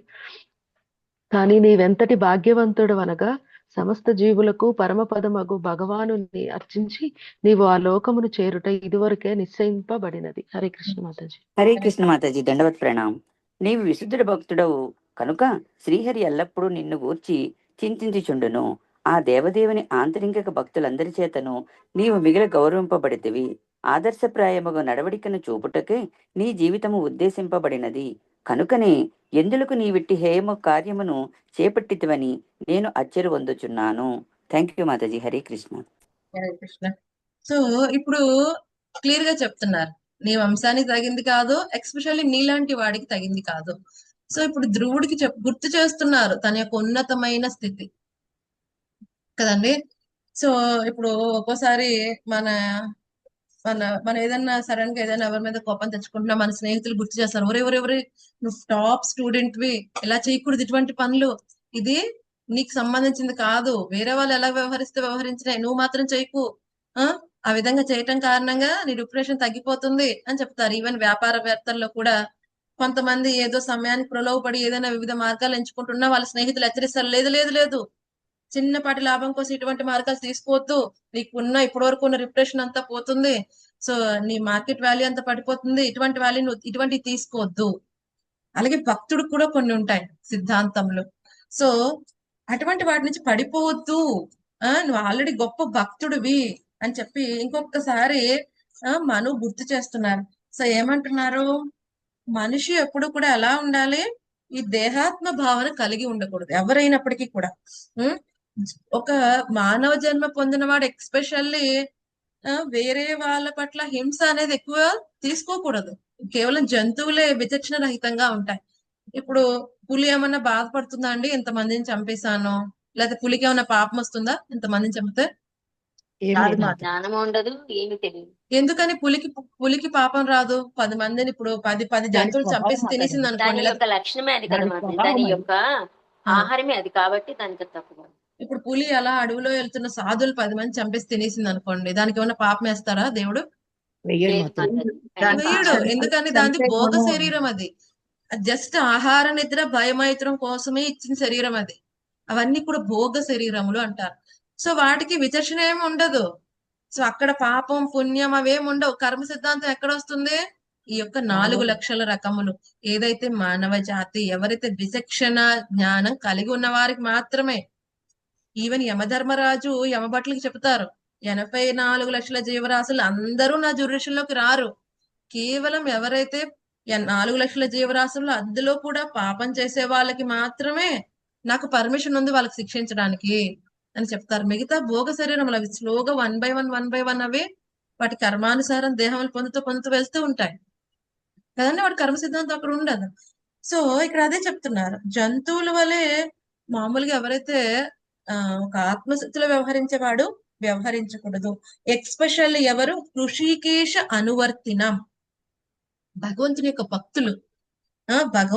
భక్తులు ఎవరైతే భక్తి యోగాన్ని ఆశ్రయించి ఆ సాధువులు ఎప్పుడు కూడా హృషికేశ సేవనం భక్తి రుచ్యతే. అటువంటి వాళ్ళు ఇంద్రియ భోగం కోసం వ్యవహరించకూడదు. దేహము సంబంధించిన వాళ్ళని సంతృప్తి పరిచే ప్రయత్నంలో వాళ్ళు నిమగ్నమయ్యి ఉండకూడదు. సో కాబట్టి జంతువులాగా మనం వ్యవహరించకూడదు. కానీ నువ్వు ఎవరివి? నెక్స్ట్ శ్లోకంలో ఆయన గుర్తు చేస్తున్నారు 16వ శ్లోకంలో, నువ్వు ఎటువంటి వాడివి? గొప్ప విష్ణు భక్తుడివి. అసలు వైకుంఠం పొందటం అనేది అందరికీ సాధ్యమైన విషయమే కాదు.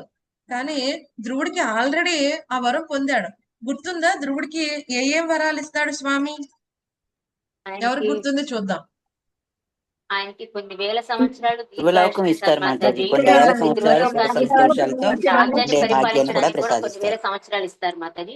ఆ ఆయన తర్వాత ఎప్పుడు అక్కడ నిత్య యవ్వనంగా ఉంటారు, నిత్య యవ్వనం. ఆయన వైకుంఠం పక్కనే ఆయనకి ఒక లోకం అనేది ధ్రువలోకాన్ని ఇస్తారు ధ్రువలోకం మాతాజీ. ఓకే, ఒకటి ధ్రువలోకం ఇచ్చారు. ఇంకో రెండో వరం ఏమిటి? ఇక సంవత్సరాలు నిత్య బతికే యవ్వనం యోగాన్ని మాతాజీ. సుఖ నిత్య యవ్వనం సౌఖ్యాలతో ఎప్పుడు బతికే కూడా భాగ్యాన్ని యవ్వనంతో ప్రసాదించారు. ఉంటారు. కొన్ని వేల సంవత్సరాలు ఇది కొన్ని కూడా వేల ఉంది మాతాజీ. సంవత్సరాలు ఆయన రాజ్యపాలన. ఒక ఇంద్రియాలు వచ్చి ఎప్పుడూను పట్టు తప్పవు. ఆ ఎప్పుడు భగవంతుడి అతని యొక్క సేవలోనే ఇంద్రియాలు ఉంటుంది. ఎప్పుడూ కూడా పట్టు తప్పవు కదండి. సో మనకి ఏమవుతుంది, వృద్ధ వయసు వచ్చేప్పటికి ఇంద్రియములన్నీ కూడా అటు శక్తి క్షీణించబడతాయి. కానీ ధ్రువుడికి అలా కాదు కదండి. ఇంకోటి ఏమని చెప్తారు, 36,000 సంవత్సరములు పాలించడానికి ఆయన శక్తి ఇస్తారు. ఏమన్నారు? అవ్యాహత ఇంద్రియ.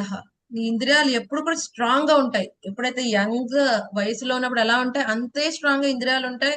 సో నిరాటంకంగా ధర్మబద్ధంగా 36,000 సంవత్సరాలు నువ్వు పరిపాలిస్తావు.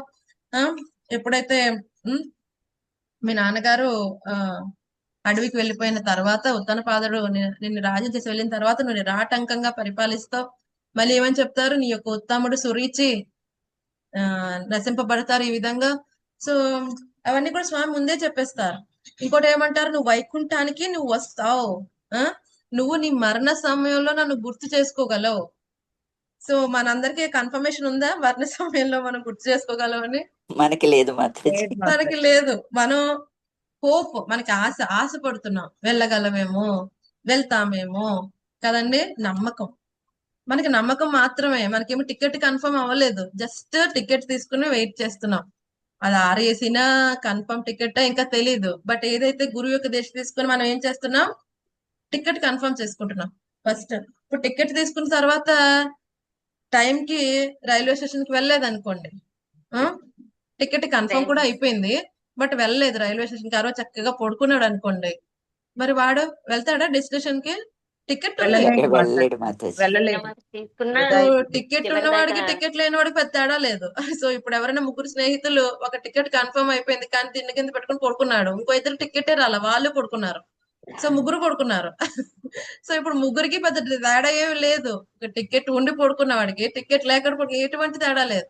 అలాగే మనం కూడా గురువు యొక్క దీక్ష తీసుకుని గురువు నియమాలు పాటించకుండా ఇంకా సంసార చక్రంలో పడిపోయి ఉంటే, ఆ విధంగా భక్తి యోగాన్ని ఆశ్రయించి భక్తి యోగ నియమములు పాటించకపోయిన వాడికి, అసలు భక్తి యోగం గురించి తెలియని వాడికి పెద్ద తేడా ఏం లేదు. ఇద్దరు ఇక్కడే ఉంటారు కదండి. తెలుసుకోవటం ఇంపార్టెంట్ కాదు, గురువుని ఆశ్రయించటం కంటే ఇంపార్టెంట్ ఏంటి, గురువు చెప్పిన విషయములు పాటించాలి. భక్తి యోగాన్ని ఆశ్రయించడం కంటే ఇంపార్టెంట్ ఏంటి, భక్తి యోగంలో చెప్పిన ప్రతి నియమాన్ని పాటించాలి. కేవలం ఎక్స్టర్నల్ గా కంటి తెల్లకి పెట్టేసుకున్నాం, మారిపోయాం, మేము భక్తులు అయిపోయాం అంటే కుదరదు. ఏం చేయాలి, అవన్నీ పాటించాలి కదండి. సో ఇప్పుడు ఆయనే చెప్తున్నారు, అందరికీ కూడా దొరకదు అదృష్టం, నువ్వు భాగ్యవంతుడు అయ్యా, నీకు ఆల్రెడీ అక్కడ పొందుతూ వెళ్తావని కన్ఫర్మ్ అయిపోయింది, ఇది వరకే నిర్ణయించబడింది.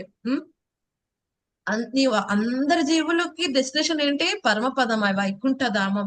సో అందరు అక్కడికి వెళ్ళాలని ప్రయత్నిస్తారు, నీకు ఆల్రెడీ అక్కడికి వెళ్ళడానికి కన్ఫర్మేషన్ అయిపోయింది. సో మరి నీ వంటి వాడు ఎందుకని అనవసరంగా చేస్తున్నావు నువ్వు? ఎందుకని ఇక్కడ ప్రోపాద్ గారు చెప్తున్నారు, ప్రతి జీవుడు నువ్వు భగవాను నివాస స్థానం అనగా భగవన్ మందిరమే కనుక అనవసరముగా ఏ జీవుని కూడా చంపుట అనుమతించబడలేదు.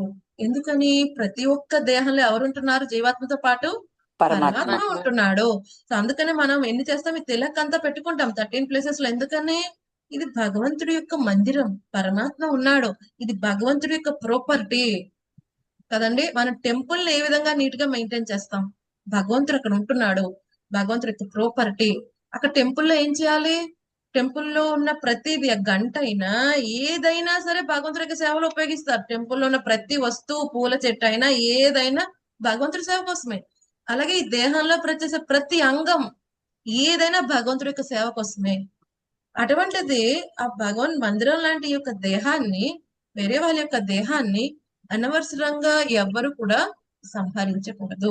అదే విషయాన్ని ఇక్కడ చెప్తున్నారు. ఇంకోటి ఏమంటున్నారు, 12వ శ్లోకంలో ఇంకా చెప్తున్నారు, ఇప్పుడు ఓ ధ్రువ, నువ్వెవరు? విశుద్ధ భక్తుడివి, భగవంతుడి యొక్క పరమ భక్తుడివి. కాబట్టి ఎలాగైతే భక్తులు ఎప్పుడూ కూడా భగవంతుడి గురించి తలుస్తారో, భగవంతుడు కూడా ఏం చేస్తారో భక్తుల గురించి తెలుస్తాడు. భగవంతుడు ఏమంటాడు? నాకు నా భక్తులు తప్ప ఎవరూ తెలియదు, నా భక్తులకి నేను తప్ప ఎవరూ తెలియదు. మనకి ఎవరి గురించి తెలిస్తే వాళ్ళ గురించి ఆలోచిస్తాం. అలాగే భగవంతుడి గురించి భక్తులు ఎలా ఆలోచిస్తారో భక్తుల గురించి భగవంతుడు ఎప్పుడు ఆలోచిస్తారు. అలాగా ఆయన ఆలోచన చేయబట్టే కదా సమయానికి ఆ ఋషుల్ని అక్కడికి పంపించాడు. వాళ్ళు నారాయణ మంత్రం గురించి చెప్పారు, ఆయన నారాయణ అస్త్రాన్ని సంధించాడు కదండి. సో ఇదే విధంగా ఇక్కడ ఆయన చెప్తున్నారు, ఎప్పుడు కూడా శ్రీహరిని తలుచుకుంటూ ఉంటాడు.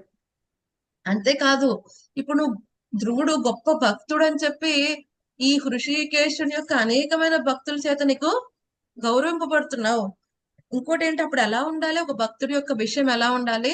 ఆదర్శప్రాయంగా ఉండాలి, అనుశిక్షణ్ కదండి. నువ్వు అందరికి కూడా ఎలా ఉండాలి? నీది చూసి వాళ్ళు ఫాలో అయ్యేలాగా ఉండాలి. కాబట్టి ఏమంటున్నారు, నువ్వు ఇటువంటి ఉన్నతమైన స్థితిలో ఉన్న వాడివి, అందరి భక్తుల చేత గౌరవింపబడేవాడివి, ఆల్రెడీ వైకుంఠ ధామానికి వెళ్ళడానికి వరాన్ని పొంది ఉన్నవాడివి, భగవంతుని దర్శించి ఉన్నవాడివి. నువ్వు ఈ విధంగా వ్యవహరించడం చూసి నేను చాలా ఆశ్చర్యాన్ని పొందుతున్నాను. ఇది చాలా ఆశ్చర్యకరమైన విషయం ఈ విధంగా నువ్వు చేయటం అనేది అని చెప్తున్నారు. సో ఇక్కడ ప్రభుపాద గారు చక్కగా చెప్తున్నారు ఎలా ఉండాలి భక్తుడు అన్నవాడి క్యారెక్టర్, ఎలా ఉండాలి, దోషరహితంగా ఉండాలి. సో ఇప్పుడు మనము ఏదైనా ఒక కంపెనీకి పనిచేస్తున్నాం అనుకోండి, ఆ కంపెనీ వాళ్ళు ట్యాగ్ ఇస్తారు మనకి మెల్ల వేసుకోవడానికి, అవునా కదా? ఇప్పుడు ఆ ట్యాగ్ వేసుకుని ఒక వ్యక్తి ఏవైనా తప్పు కార్యాలు చేస్తున్నాడు అనుకోండి, ఎవరికి చెడ్డ పేరు వస్తుంది? ఆ కంపెనీకి వస్తుంది. వాడు మంచి చేస్తే కంపెనీకి మంచి పేరు వస్తుంది, వాడు చెడు చేస్తే ఆ కంపెనీ మొత్తానికి చెడ్డ పేరు వస్తుంది. ఓ ఈ పలానా కంపెనీ ఎంప్లాయీ అంట ఈ విధంగా చెడు కార్యక్రమాలు ఇన్వాల్వ్ అవుతున్నాడంట, ఈ విధంగా డ్రగ్స్ తీసుకుంటున్నాడంట, ఈ విధంగా అమ్మాయిలతో బిహేవ్ చేస్తున్నాడంట, ఈ విధంగా చెడు కార్యక్రమాల్లో చెడు యాక్టివిటీస్ లో ఇన్వాల్వ్ అవుతున్నాడంట, మొత్తం రిప్యుటేషన్ అంతా పోతుంది. అందుకనే కంపెనీ వాళ్ళు జాయిన్ అయినప్పుడు కూడా బాగా చెప్తారు, ఈ కంపెనీ ఐడీస్ పెట్టుకుని, ఈ కంపెనీ లాగిన్స్ తీసుకుని మీరు వేరే వేరే కార్యక్రమాలు చేయకూడదు. కొన్ని కంపెనీస్ అయితే చెప్తాయి, మీరు మా కంపెనీకి పనిచేస్తున్నారు కాబట్టి మీరు వేరే బిజినెస్ ఏమి చేయకూడదు, క్లియర్ గా చెప్తాయి. ఎందుకని ఎక్కడో వాళ్ళు ఏదో కార్యక్రమం చేస్తే మళ్ళీ కంపెనీ రిప్యుటేషన్ పోతుంది వాళ్ళకి. సో అలాగే ఎవరైతే గనక భగవంతుడి యొక్క భక్తుడు అని చెప్పుకుంటున్నారో, సో ఇప్పుడు అటువంటి వాళ్ళు ఏదైనా తప్పు కార్యం చేశారనుకోండి, ఏం చేస్తారు? ఆ పరంపరకి, ఆ గురువుకి, ఆ భగవంతుడికి వాళ్ళు చెడవే, ఓ కృష్ణ భక్తుడు అంట ఈ విధంగా వ్యవహరిస్తాడంట, ఓ కృష్ణ భక్తుడు అంట ఈ విధంగా తింటాడంట, కృష్ణ భక్తుడు అంట ఈ విధంగా ఉంటారంట, ఈ విధంగా ఈ టైం వరకు స్నానం చేయరంట, ఈ విధంగా మాట్లాడతారంట కృష్ణ భక్తులు. ఈ విధంగా మనం ఎవరికైనా ఒక చెడు ఇంప్రెషన్ క్రియేట్ చేస్తున్నాం అనుకోండి, అది ఏమవుతుంది?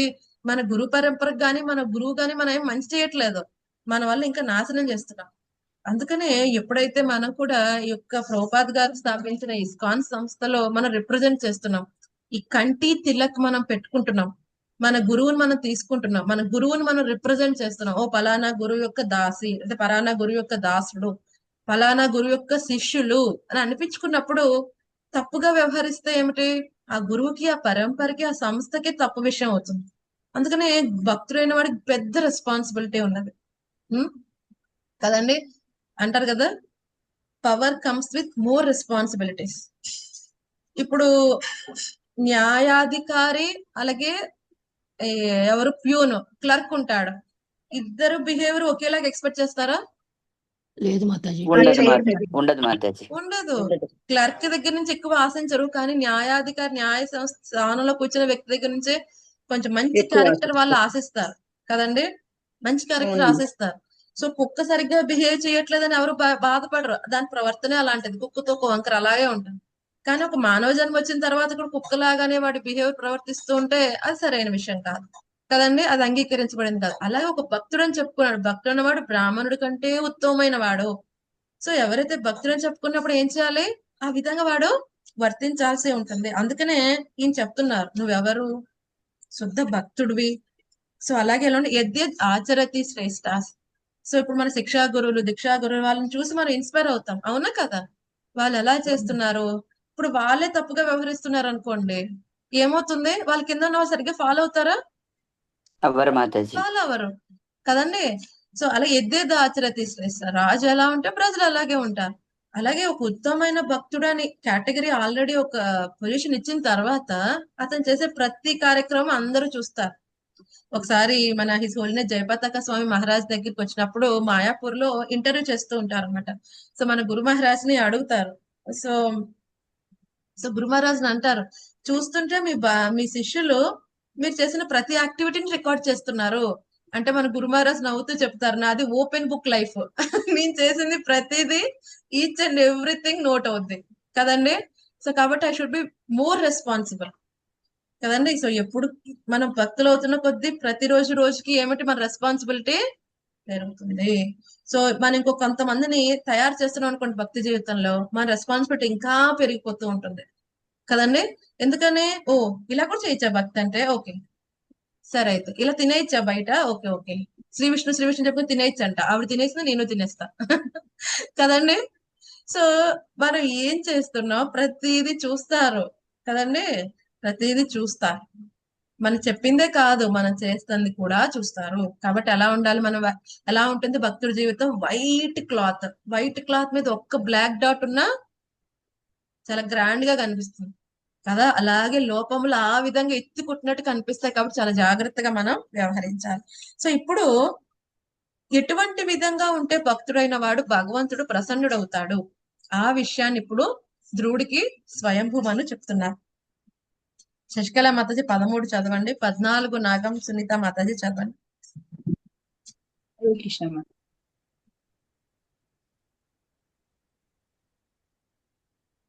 భక్తుడైన వాడు ఇతరుల ఎడ ఓర్పుతోనూ కరుణతోనూ మైత్రితోనూ సమత్వభావంతోనూ వర్తించినప్పుడు భగవానుడు అతని ఎడ మిగుల ప్రసన్నుడగును.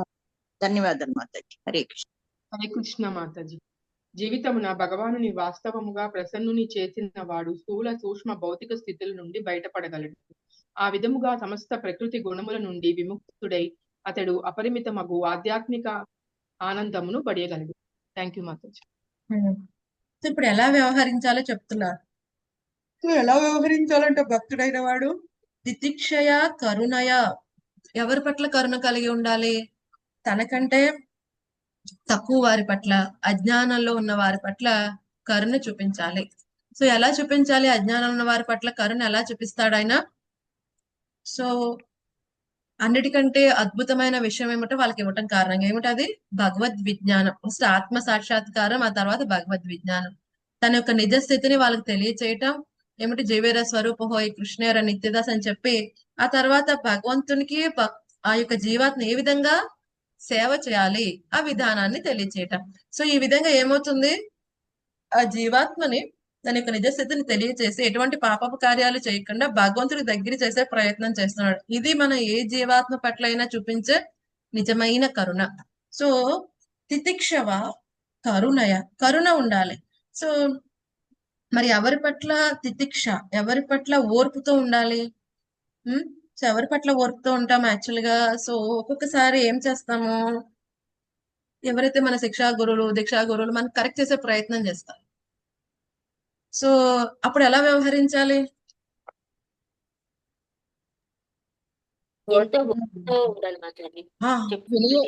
నాలో తప్పులు ఫైండ్ అవుట్ చేస్తారా మీరు? నేను ఎంతలా చేస్తున్నానో తెలుసా? మీరు మళ్ళీ నాలోనే తప్పులు ఫైండ్ అవుట్ చేస్తున్నారు. ఇలా మాట్లాడొచ్చా? ఎలా ఉండాలి? మాట్లాడకూడదు మాతాజీ. వాళ్ళు చెప్పింది అలాగే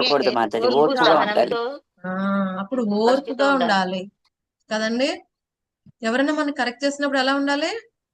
ఓర్పుగా ఉండాలి, వినాలి వాళ్ళు ఏం చెప్తున్నారు. వాళ్ళు ఎక్స్పెషల్లీ గురు, ఎవరైనా తల్లిదండ్రులు ఏదైనా చెప్తున్నప్పుడు వెంటనే రియాక్ట్ అవ్వకూడదు. ఏం చేయాలి? వినాలి. అప్పుడు కేవలం చెవులు పనిచేయాలి. ఏం చేయాలి? వినాలి. వాళ్ళు నా కోసం ఏం చెప్తున్నారు. మనం ఒక్కోసారి ఏం చేస్తాము, స్టార్టింగ్ లో ఓర్పుగానే ఉంటాం, అవునా కదా? కానీ ఎప్పుడు ఓర్పుగా ఉంటాం? లిమిట్స్ ఎప్పుడైతే మన ఈగో హర్ట్ అవుతుందో అప్పుడు. ప్రతిరోజు చాలా ఓపిక ఉంటుంది.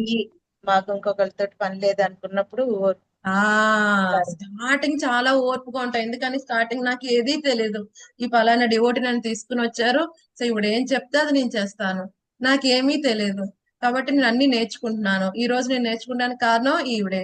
ఇవన్నీ గుర్తుంటాయి మనకి కానీ ఎప్పుడైతే కొంచెం ఫెమిలియర్ అయిపోయాం, సో మనం కూడా 2-3 ఏళ్ళు అయిపోయింది, భక్తి చేసేస్తున్నాం, సో అన్ని మనకు ఒక ఫీలింగ్ మర్చిపోతాం. వచ్చేస్తుంది, ఏంటి నన్ను అన్ని కరెక్ట్ నేను చేయడానికి గొప్ప. ఈవిడెవరు, ఈవిడ కంటే నేను ఎక్కువగానే తెలుసుకున్నా, నాకు తెలిసి ఈవిడే సరిగ్గా పాటించట్లా, I'm better than that person, ఈ పర్సన్ కంటే నేను చాలా బెటర్.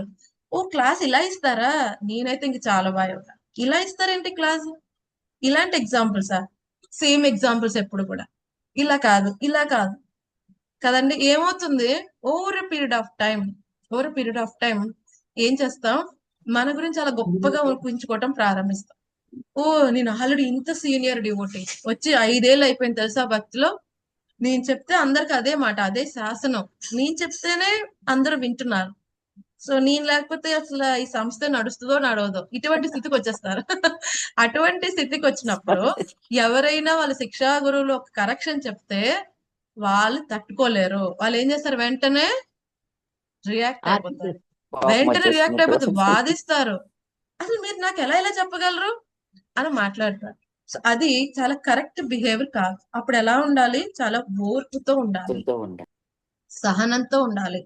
సో అక్కడ ఓర్పు వహించాలి. ఒక్కొక్కసారి ఏదైనా కొంచెం మిస్అండర్స్టాండింగ్ రావచ్చు, మనకంటే పెద్దవాళ్ళు ఒక మాట అనొచ్చు, ఇప్పుడు ఏదో కాన్ఫ్లిక్ట్ వచ్చింది, సో అది తెలియలేదు, ఏమో ఎవరు మన గురించి తప్పుగా చెప్పి ఉండవచ్చు మన శిక్షా గురువుల దగ్గర, సో వాళ్ళు కూడా వాకప్ చేయకుండా, కొంచెం ఎంక్వైరీ చేయకుండా ఏం ఒక మాట అన్నారు, వాళ్ళ ఎంక్వైరీలో కూడా ఏదైనా రాంగ్ ఫ్లో లో వెళ్ళి ఉండొచ్చు, వెళ్ళినప్పుడు ఏదైనా ఒక మాట అంటే మనం వెంటనే రియాక్ట్ అవ్వాల్సిన అవసరం లేదు, ఓకే సరే అయితే యాక్సెప్ట్ చేయడంలో తప్పే ఉందండి కదండి, యాక్సెప్ట్ చేయడంలో తప్పే ఉంది, అవును ఎన్నో కల్మషాలు ఉన్నాయి, ఓకే ఇంకా ఇంప్రూవ్ అవ్వాలి, ఈ ఓర్పు అనేది ఉండాలి. కానీ ప్రాబ్లం ఏంటంటే ఓవర్ పీరియడ్ ఆఫ్ టైం ఎప్పుడైతే మన సీనియర్స్ కంటే లేదా శిక్షా గురుల కంటే మనం చాలా ఇంప్రూవ్ అయిపోయాం అనుకున్నప్పుడు వాళ్ళ దగ్గర నుంచి కరెక్షన్ తీసుకునే స్థితి చాలా కష్టంగా ఉంటుంది, వాళ్ళు చాలా కష్టంగా ఉంటుంది కరెక్షన్ తీసుకోవాలంటే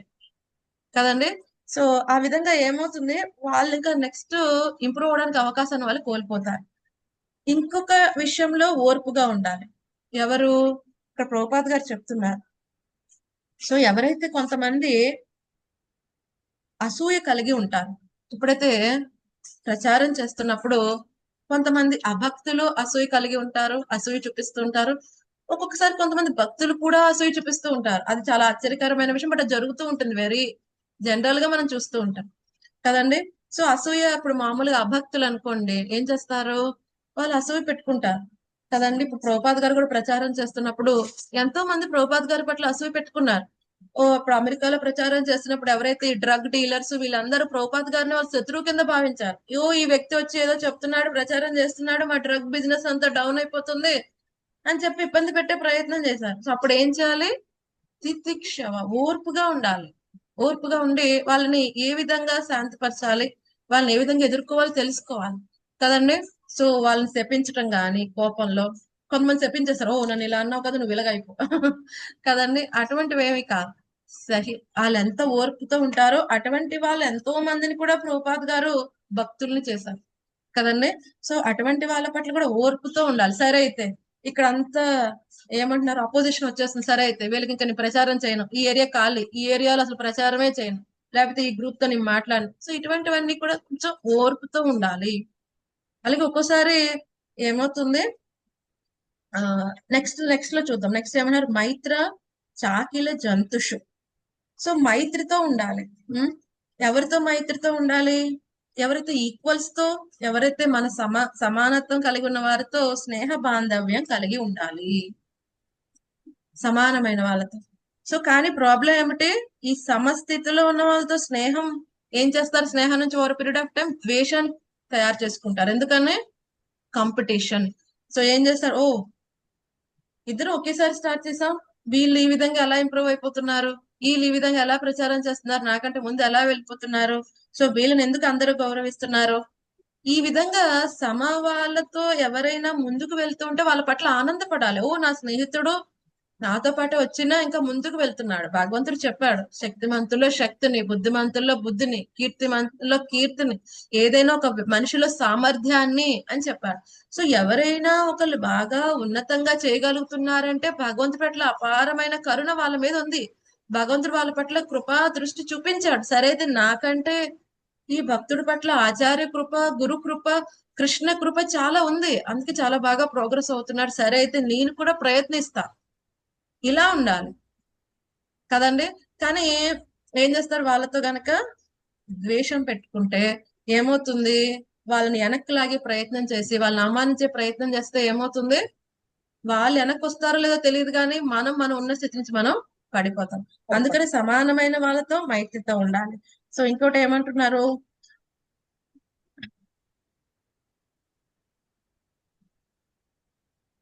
సమత్వైన చ సర్వాత్మ భగవాన్ సంప్రసీదతి కదండి. So being equal to everyone కదండి. సో అందరి పట్ల కూడా సమత్వ భావాన్ని కలిగి ఉండాలి. ఒకటి, మనకంటే పెద్దవాళ్ళతో గౌరవంగా డీల్ చేయాలి, మనకంటే సమానమైన వాళ్ళతో మైత్రి బంధాన్ని కలిగి ఉండాలి, మనకంటే తక్కువ వాళ్ళతో కరుణతో ఉండాలి కదండి, కరుణతో వ్యవహరించాలి, మనకు అసూయాపరులతో ఓర్పుగా వ్యవహరించాలి. సో ఈ విధంగా వ్యవహరిస్తూ మిగతా అందరి పట్ల అంటే మొత్తం సర్వ జీవ జాతుల పట్ల కూడా సమత్వ భావాన్ని ఉంటారు. సమత్వ భావం అంటే ఏమిటి, పండిత సమదర్శిన, ప్రతి ఒక్కరు కూడా భగవంతుడి యొక్క అంశ, ఈ విషయాన్ని అర్థం చేసుకుని ఆ విధంగా వర్తించాలి. అటువంటి వాడి పట్ల భగవాన్ సంప్రసీదతి, అటువంటి వాడి పట్ల భగవంతుడు చాలా ప్రసన్నుడు అవుతాడంట. సో ప్రభుపాద్ గారు ఇక్కడ అద్భుతమైన టాపిక్ చెప్పారు. సో ముగ్గురు ఉంటారు, కనిష్ట అధికారి, మధ్యం అధికారి, ఉత్తమ అధికారి. సో కనిష్ట అధికారి ఏం చేస్తాడు, భగవంతుడు ఒక అర్చామూర్తి, ఆయనే భగవంతుడు, అలాగే అంతవరకే చూస్తాడు, భగవంతుడిని అర్చన చేస్తాడు. కానీ వివిధ భగవంతుని యొక్క భక్తుల్ని గౌరవించడం కానీ మిగతా విషయంలోనే ఆయనకి అంతగా పట్టవు. కేవలం తన భగవంతుడిని అర్చిస్తున్నాడు, అంతవరకే ఉంటుంది. సో రెండవ కేటగిరీ ఎవరు, మధ్యమ అధికారి. మధ్యమ అధికారి ఏం చేస్తాడు, భగవంతుడు యొక్క భక్తుల్ని కూడా గౌరవిస్తాడు కదండి. ఇక్కడ ప్రభుపాద్ గారు చెప్పారు, వాళ్ళు ఎలా ఉంటారు, రెండవ స్థితి అందు భక్తుడు తనకు భగవాన్తో గల సంబంధమును, ఇతరి భక్తులతో గల సంబంధమును, అమాయక జనులతో గల సంబంధమును, అసూయాపరులతో గల సంబంధమును ఎరిగి ఉండును. సో ఈ యొక్క మధ్యం అధికారి ఏం చేస్తాడు, భగవంతుడికి తనకున్న సంబంధాన్ని తెలుసుకుని భక్తితో సేవలో నెలకొంటాడు, తన తోటి భక్తులతో, మిగతా భక్తులందరితో కూడా మైత్రి భావంతో ఉంటాడు, తనకంటే పెద్దవాళ్ళని గౌరవిస్తాడు, తనకంటే తక్కువ స్థితిలో అలా అప్పుడే భక్తులకు వస్తున్న భక్తులు లేని వాళ్ళతో చాలా కరుణ ఉండి ఆ భక్తి యోగ ప్రాసెస్ ని ఇస్తాడు కదండి. ఇంకోటి ఏమంటున్నారు, అసూయాపరులతో గల సంబంధం, ఎవరైతే ఈ భక్తి యోగం పట్ల, భక్తి పట్ల, ఈ భక్తుడి పట్ల అసూయతో ఉంటున్నారో వాళ్ళని తెలిసి వాళ్ళు తగ్గట్టుగా వ్యవహరిస్తాడు కదండి, వాళ్ళు తగ్గట్టుగా వ్యవహరిస్తాడు. ఈ స్టేజ్ దాటిన తర్వాత మూడవ స్టేజ్ అంటే ఉత్తమ అధికారి. సో ఉత్తమ అధికారి పండిత సమదర్శన, సో అందరినీ సమానంగా చూస్తారు, నో డిస్టింగ్విషన్ కదండి. ఎందుకని ఉత్తమ అధికారి స్థితిలో ప్రతి ఒక్కరిని క్వాలిఫైడ్ వ్యక్తి కిందే చూస్తారు, కానీ మధ్యమ అధికారి స్థితిలో ఈ డిస్టింగ్విషన్ అనేది ఉంటుంది.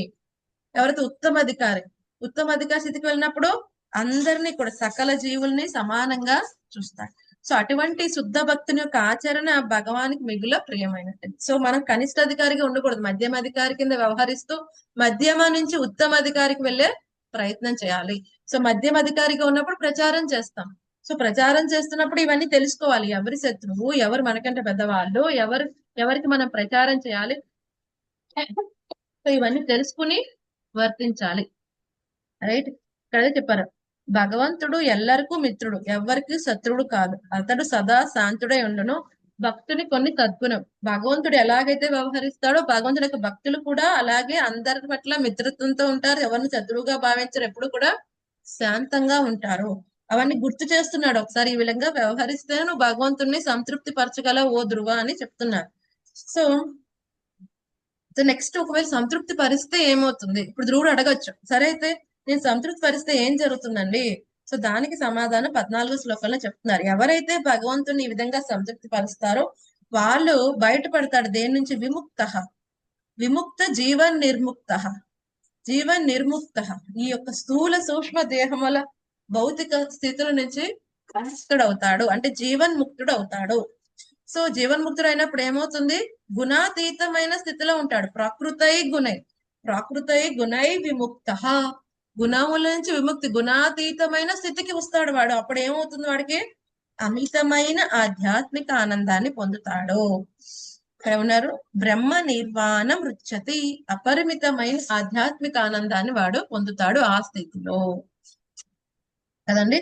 కాబట్టి ధ్రువ, నువ్వు దయచేసి భగవంతుని సంతృప్తి పరిచే విధంగా నువ్వు వ్యవహరించు అని చెప్తున్నాను కదండి. ఇక్కడ ప్రభుపాద్ గారు చెప్తారు, నాస్తికులు భగవాన్ని విశ్వసించరు కనుక వారు భగవాన్ని ప్రసన్నుని చేసే ప్రసక్తే లేదు. భగవానుడు ప్రసన్నుడైనంతటా మనుషుడు శీఘ్రమే ఆధ్యాత్మిక స్థితిని బడిసి అపరిమితమైన ఆనందాన్ని పొందుట స్పష్టంగా తెలియచేయబడినది. సో భక్తి యోగం యొక్క రహస్యం ఏమిటి? ఇదే. ఏమిటి? ఇందాక చెప్పారు కదా, ఇతరుల ఓర్పుతో, కరుణతో, మైత్రితో, సమత్వ భావాన్ని కలిగి ఉండి భగవంతుని వాడు ప్రసన్నం చేసే ప్రయత్నం చేస్తారు. ఓకే. సో నెక్స్ట్, ఇంత చెప్పినప్పటికీ కూడా ఇంకా ధ్రువ మహారాజు ఇంకా కన్విన్స్ అవ్వలేదు, అంటే ఇంకా పూర్తిగా ఆయన శాంత పడలేదు. సో ఎందుకని? వాళ్ళ తమ్ముడు గారి యొక్క మరణం సంభవించింది.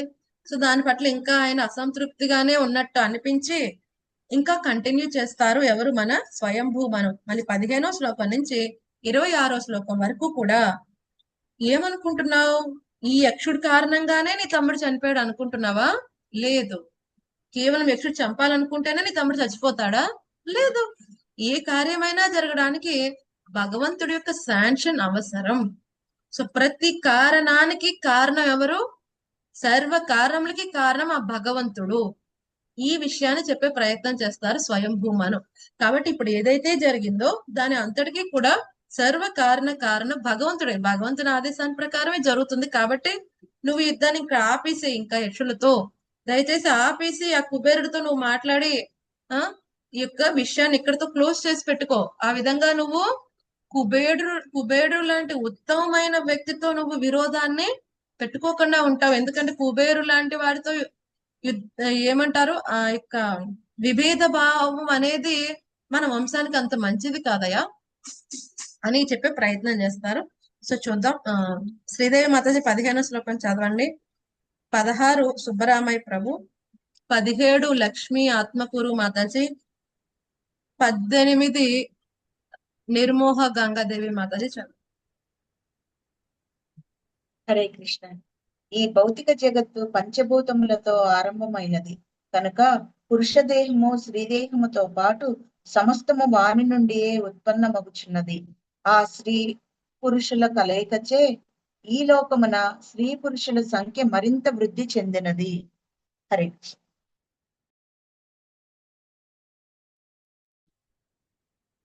హరే కృష్ణ మాతాజీ.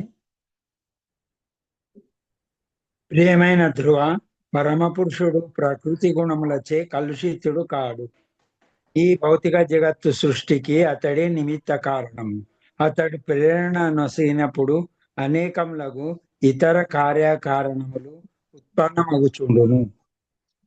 ఆ విధముగా అయస్కాంతముచే ఇనుప ముక్క కలుగునట్టు సమస్త విశ్వము చరించుచున్నది.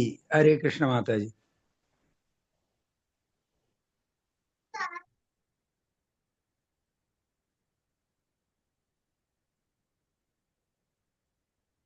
నెక్స్ట్ ఎవరు? నెక్స్ట్ 18 అయితే నేను మాతాజీ. 16 ఎవరు? 16 ఎవరు చదవలేదు? 17 చదివేశారు. 16 చదవలేదు ప్రభు. మీరు 16 చదవాలి. 17 లక్ష్మీ మాతాజీ. మీరు డైరెక్ట్ గా 17 చదివేశారు. 16 చదవండి. మనువు ఇంకను ఇట్లు పలికెను, ఓ రాజా, కేవలము భగవన్మాయ చేతను త్రిగుణముల అంత ప్రక్రియ చేతను సృష్టి స్థితి లయ కార్యములు జరుగుచున్నవి. హరే కృష్ణ మాతాజీ. హరే కృష్ణ.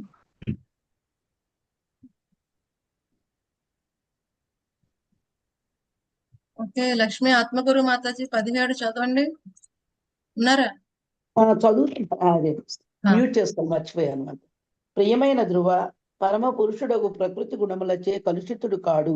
ఈ భౌతిక జగత్తు సృష్టికి అతడే నిమిత్త కారణము. అతడు ప్రేరణము నొసగునప్పుడు అనేకములగు ఇతర కార్యకారణములు ఉత్పన్నమగుచుండును. ఆ విధముగా అయస్కాంతముచే ఇనుము ముక్క కదులునట్లు సమస్త విశ్వము చలించుచున్నది. హరే కృష్ణ మాతాజీ, ధన్యవాదాలు. భగవానుడు తన అచింత్యమగు కాలరూప పరమశక్తిచే త్రిగుణములను క్షుభిత పరపుగా వివిధ శక్తులు ప్రకటమగును. అతడు కార్యశీలునిగా గోచరించినను అకర్తయే, సంహార కార్యమును చేసినను అహంతయే. ఈ విధముగా అతని అచింత్య శక్తి చేతనే సమస్తము ఘటించుచున్నదని అవగతమగుచున్నది. Thank you Mataji. Hare Krishna. Thank you Mataji.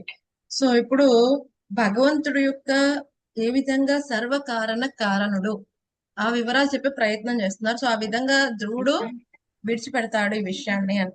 ఎందుకంటే ఒక్కోసారి ఏమవుతుంది, సర్వకారణ కారణం భగవంతుడు అని తెలిసినప్పుడు సో మనం ఏదైతే ఫీలింగ్స్ పెట్టుకుంటున్నామో ఇది ఇలాగే ఎందుకు జరిగింది, అలాగే ఎందుకు జరిగింది, వాటన్నిటి నుంచి మనకి బయటపడే అవకాశం ఉన్నది. ఎందుకని ప్రతిదీ కూడా మన చేతిలో లేకపోవచ్చు కంట్రోల్లో, కానీ ఎవరి కంట్రోల్లో ఉంది, భగవంతుడికి కంట్రోల్లో ఉంది అన్న విషయం మనకు అర్థం అవుతుంది. సో అది చెప్తున్నారు 15వ శ్లోకంలో ఏం చెప్తున్నారు. సో ఇప్పుడు ధ్రువుడు దేనికోసం బాధపడుతున్నాడు, వాళ్ళ తమ్ముడు గురించి. సో ఆ తమ్ముడి యొక్క దేహం గురించి బాధపడుతున్నాడు. అందుకని చెప్తున్నారు దేహం నశిస్తుంది కానీ ఆత్మ ఎప్పటికీ కూడా నశించదు. సో ఈ యొక్క దేహానికి కారణం ఏమిటది చెప్తున్నారు. భౌతిక జగత్తు ఎలా స్టార్ట్ అవుతుంది, పంచభూతాలతో. సో పురుష స్త్రీ దేహంతో పాటు సమస్తం వాటి నుండే ఉద్భవిస్తుంది. సో వాటి విధంగా ఏమవుతుంది, మిగతా సంతాన వృత్తి అంతా కూడా జరిగింది. మనం స్టార్టింగ్ చెప్పుకున్నాం, ఈ యొక్క ప్రజాపతులు వాళ్ళ దగ్గర నుంచి స్వయంభూమను, సుత, వీళ్ళందరూ కూడా ఎవరు వచ్చారు, వాళ్ళ దగ్గర నుంచి మళ్ళీ నెక్స్ట్ జనరేషన్ ఆఫ్ ప్రజాపతులు వచ్చారు. ఆ తర్వాత ఏమైంది, అలా అలా అలా దక్ష ప్రజాపతి, ఇలా ఏమైంది, కంటిన్యూ అయింది. మొత్తం జీవరాశులు అందరినీ కూడా ఇందులో పెట్టడం అనేది జరిగింది. కానీ ఏదైతే వస్తుందో ఈ భౌతిక దేహం ఎవరి చేత ఇవ్వబడుతుంది, ఈ భౌతిక ప్రకృతి చేత ఇవ్వబడుతుంది. సో ఈ భౌతిక ప్రకృతి చేత ఇవ్వబడిన ఏ దేహమైనా దేంతో తయారవుతుంది, ఈ స్థూల దేహం పంచభూతములు, భూమి నీరు గాలి ఆకాశం, అలాగే సూక్ష్మ దేహం మనసు బుద్ధి అహంకారం. సో ఇవన్నీ కూడా శాశ్వతమైనవా, లేదు, అశాశ్వతం. మన దుఃఖాలయం అశాశ్వతం అన్నాడు. అంటే ఇదేం భ్రాంతి కాదు, రియలే, బట్ అశాశ్వతమైనది. సో ఈ దేహం ఎప్పటికైనా నశిస్తుంది. భౌతిక ప్రకృతి నుంచి వచ్చిన ఏ ప్రొడక్ట్ అయినా ఓవర్ పీరియడ్ ఆఫ్ టైం కాల ప్రభావంగా నశిస్తుంది. కానీ జీవాత్మకి ఎటువంటి నాశనము లేదు. కాబట్టి ఈ ఆత్మ జ్ఞానం చెప్పే ప్రయత్నం చేస్తున్నాడు. సో నువ్వు ఎవరి గురించి బాధపడుతున్నావు, నీ యొక్క తమ్ముడి యొక్క మరణం గురించి నువ్వు బాధపడుతున్నావు. కానీ నీ తమ్ముడి యొక్క దేహం నశింపబడింది, కానీ నీ తమ్ముడి యొక్క ఆత్మ కింద ఎప్పటికీ ఉంటాడయా. సో కాబట్టి నువ్వు ఈ విధంగా ఇదంతా కూడా ప్రకృతి కళ. ప్రభుపాద్ గారు ఇక్కడ చెప్తున్నారు, సోదరుని మరణం వాస్తవమునకు యక్షుని దోషము కాదని ధ్రువునకు స్వయంభూమను నచ్చ చెప్పబోరెను. అది కేవలం ప్రకృతి కలాపమే. దేవదేవుడకు శ్రీకృష్ణుడు బహు విధములకు శక్తులను కలిగి ఉన్నాడు. అవి అనేకములకు స్థూల సూక్ష్మ పద్ధతుల్లో పనిచేయను కదండి. సో ఏదైతే కనుక ఈ ప్రకృతితో ఏదైతే పంచభూతములు అలాగే మనసు బుద్ధి అహంకారంతో తయారైంది ఏదైనా నశిస్తుంది కదండి, కాల ప్రభావంగా అది నశిస్తుంది. దేహంలోనే మార్పులు వస్తాయి, పుట్టుక పెరుగుట, ఒక స్థితికి వచ్చుట, వేరే వాళ్ళని ఉత్పత్తి చేయటం, నశించటం, పూర్తిగా నాశనం అయిపోవటం. సో ఇవి మార్పులు వస్తాయి. భౌతిక ప్రకృతికి సంబంధించిన ఏదైనా నాశనం అయిపోతుంది. సో ఆ విధంగా దాని గురించి నువ్వు దుఃఖించాల్సిన అవసరం లేదు. సో నెక్స్ట్ 16వ శ్లోకంలో ఏం చెప్తున్నారు, సో ఎవరి కారణం దీనన్నిటికీ కూడా భగవన్మాయ. ఓ రాజా, కేవలం భగవన్మాయ చేత త్రిగుణముల అంతః ప్రక్రియ చేతను సృష్టి స్థితి కార్యములు జరుగుతున్నాయి కదండి. సో మనం చెప్పుకున్నాం స్టార్టింగ్ 2వ స్కందం చెప్పుకున్నప్పుడు ఈ సృష్టి విషయములన్నీ చెప్పుకున్నాం. సో ఎప్పుడైతే భగవంతుడు సృష్టించాలి అనుకున్నప్పుడు ఆయన దృష్టి సారిస్తాడు. ఆయన ఎప్పుడైతే అనంతమైన విశ్వములు ఆయన రోమకూపముల నుంచి వస్తాయి, మళ్ళీ ఆయన సృష్టి సారిస్తాడు. అందులో ఏమొస్తాయి, కాలాన్ని కాలాన్ని పెడతాడు అందులో. దాంతో పాటు జీవాత్మ యొక్క కర్మ స్వభావాన్ని అందులో ఇంటిగ్రేట్ చేస్తాడు. అప్పుడు ఏమవుతుంది, ఆ ప్రధాన మహత్తత్వ కింద అవుతుంది. సో మహత్తత్వం మళ్ళీ కాల ప్రభావానికి గురయ్యి ఏమవుతుంది, మిథ్యాహంకార స్థితి. మిథ్యాహంకార సత్వగుణం, మిథ్యాహంకార రజోగుణం, మిథ్యాహంకార తమో గుణం వస్తాయి. సో మళ్ళీ ఆ మిథ్యాహంకార సత్వగుణం నుంచి ఇంద్రియాలని కంట్రోల్ చేసే దేవి దేవతలు వీళ్ళందరూ వస్తారు. మళ్ళీ రజోగుణం నుంచి ఇంద్రియములు, ప్రాణ ఇవన్నీ వస్తాయి, బుద్ధి ఇవన్నీ వస్తాయి. మళ్ళీ మా మిథ్యాహంకార తమోగుణం నుంచి ఎవరు వస్తారు? పంచభూతములు, పంచ తన్మాత్రములు వస్తాయి. ఈ విధంగా ప్రకృతి యొక్క 24 మూలికములు ఏమవుతాయి? మొత్తం అనేకములైన దేహములు సృష్టించబడడానికి ఉపయోగపడతాయి. ఎప్పుడైతే మళ్ళీ ఒక్కొక్క విశ్వంలో గర్భోదక సాయి విష్ణువు ఎంటర్ అవుతారు, మళ్ళీ తర్వాత ఆయన నాభి నుంచి బ్రహ్మగారు వస్తారు, మళ్ళీ ఆయన ద్వితీయ సృష్టి చేస్తాడు. సో ఈ మొదటి 2 విష్ణువులు ఇచ్చిన ప్రకృతి మూలకములను ఉపయోగించుకుని బ్రహ్మగారు ఏం చేస్తాడు? ఆల్రెడీ జీవాత్మలని కారణోదక సాయి విష్ణు ఇంప్రిగ్నేట్ చేసి ఉంచారు. సో ఏం చేస్తారు? ఆ జీవాత్మలకు సరి అయిన దేహాన్ని ఇచ్చి ఎక్కడైతే వాడి డెస్టినేషన్, ఈ 14 లోకాల్లో వాడిని ఎక్కడ పెట్టాలి కర్మానుసారం అక్కడ పెట్టడం అనేది జరుగుతుంది. సో ఈ సృష్టి స్థితి లయములు కారణములు అన్ని ఎలా జరుగుతాయి? సో ఇక్కడ భగవన్ మాయ. సో మనం బ్రహ్మ సమితిలో కూడా చెప్పారు, ఛాయేవ దుర్గ. సో భగవంతుని యొక్క ఛాయ కింద పనిచేస్తుంది ఈ భౌతిక ప్రకృతి దుర్గా. ఆవిడ ఏం చేస్తుంది? భగవంతుని యొక్క సృష్టి స్థితి లయములైన కార్యముల్లో ఆవిడ చేస్తుంది. అంటే ఏంటి? సృష్టి చేసేటప్పుడు ఇప్పుడు స్వామి స్వయంగా ఈ భౌతిక ప్రకృతితో టచ్ అవ్వడు. ఆయన ఏం చేస్తాడు? ఎప్పుడైతే ఆయన దృష్టి సారించినప్పుడు ఏమవుతుంది? ఆ శంభు తత్వ ఆ జీవాత్మలన్నిటిని తీసుకెళ్లి ప్రధానంలో విమర్శనం అనేది జరుగుతుంది. సో ఈ విధంగా భగవంతుడు సృష్టి స్థితి లయములకు ఆయనే పరమ కారణం అయినప్పటికీ కూడా ఆయన దేని చేత కలుషితం అవడు, ఏ ప్రకృతి గుణం చేత కూడా కదండి. సో ఇక్కడ అదే చెప్పారు. సో ఈ విధంగా సృష్టి జరిగినప్పుడు ఏమవుతుంది? జీవాత్మలందరూ పెట్టబడ్డారు వాళ్ళ కర్మ స్వభావ కారణంగా. ఇంతకు ముందు జన్మలో వాళ్ళు చేసుకున్న కర్మ స్వభావ లేకపోతే వాళ్ళ కోరికల కారణంగా వాళ్ళకి ఒక స్థితి అటాచ్ అయ్యి ఉంటుంది. సో దానితో వాళ్ళు ఏం చేస్తారు? ఒక్కొక్క గుణంతో బంధింపబడతారు. మనకి భగవద్గీతలో స్వామి చెప్పాడు కదా, చతుర్వన్యం మయా సృష్టం గుణకర్మ విభాగ సహా. సో 4 వర్ణముల కింద డివైడ్ చేశాడు స్వామి, బ్రాహ్మణ క్షత్రియ వైశ్య శూద్ర. ఎందుకని వాళ్ళ గుణ ప్రకారం, వాళ్ళ అంతకు ముందు ఉన్న వాళ్ళ స్థితిని బట్టి అక్కడ వాళ్ళు పెట్టాడు. సో పెట్టి ఏం చేశాడు? అక్కడి నుంచి వాళ్ళు ఆధ్యాత్మికతలో ముందుకెళ్ళడం కోసం వాళ్ళకి వర్ణాశ్రమ పద్ధతి ఇచ్చాడు. ఒక్కొక్క వర్ణం వాళ్ళకి ఒక విద్యుక్త ధర్మాన్ని ఇచ్చాడు. సో అందరికీ ఒకటే ధర్మం ఇవ్వాలి. క్షత్రుడు ఒకలా వ్యవహరించాలి, శూద్రుడు కూర్చుని శాస్త్రం చదవాలని ఏమి చెప్పట్లేదు. శూద్రుడు మిగతా ఆశ్రమం వాళ్ళకి సేవ చేయాలి, తను అది చేయగలడు. బ్రాహ్మణుడు ఇప్పుడు విరోచితంగా ఖడ్గం పట్టుకుని చంపలేడు. తనకున్న సత్వగుణ ప్రకారం తన శాస్త్రం అధ్యయనం చేసి వేరే వాళ్ళకి చెప్పగలడు, అర్థం చెప్పగలడు కదండి. క్షత్రియుడు రక్షించగలడు, వైశ్యుడు ఈ వాణిజ్య వర్తక వ్యాపారములు ఇవన్నీ కూడా చేయగలడు, ధనాన్ని నడిచించగలడు.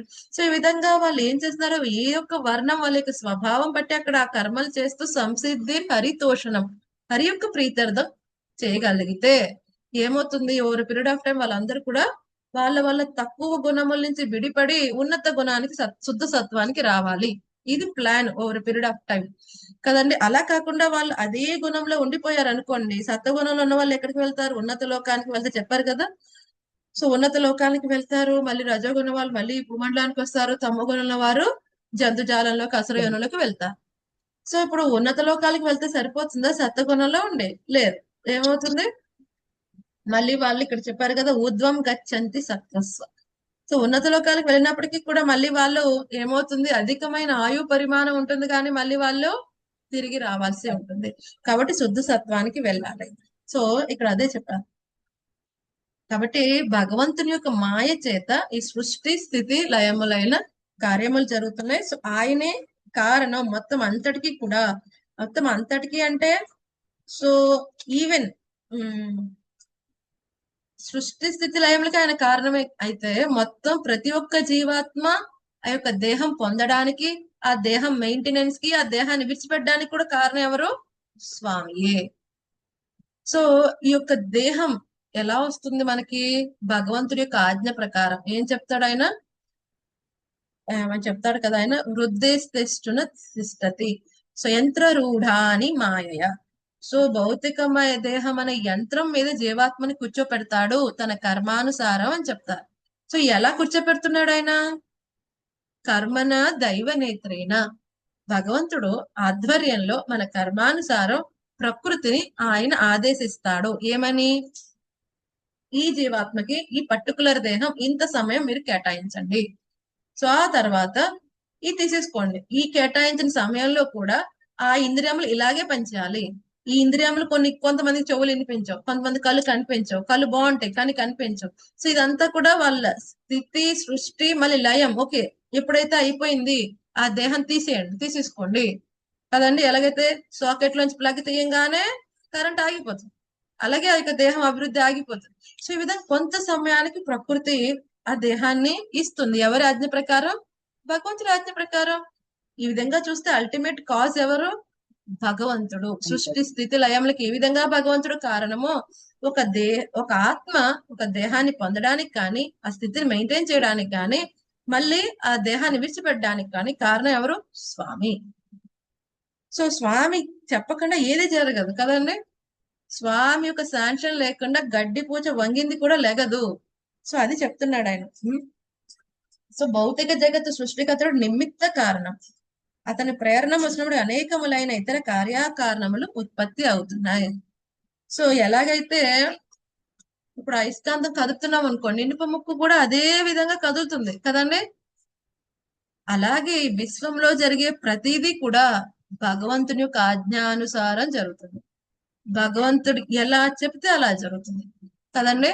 సో భగవంతుడు ఇప్పుడు ఏం జరగాలి అనుకుని ఆశిస్తున్నారు సృష్టిలో అదే జరుగుతూ ఉంటుంది. సో కాబట్టి అల్టిమేట్ కాజ్ ఎవరు?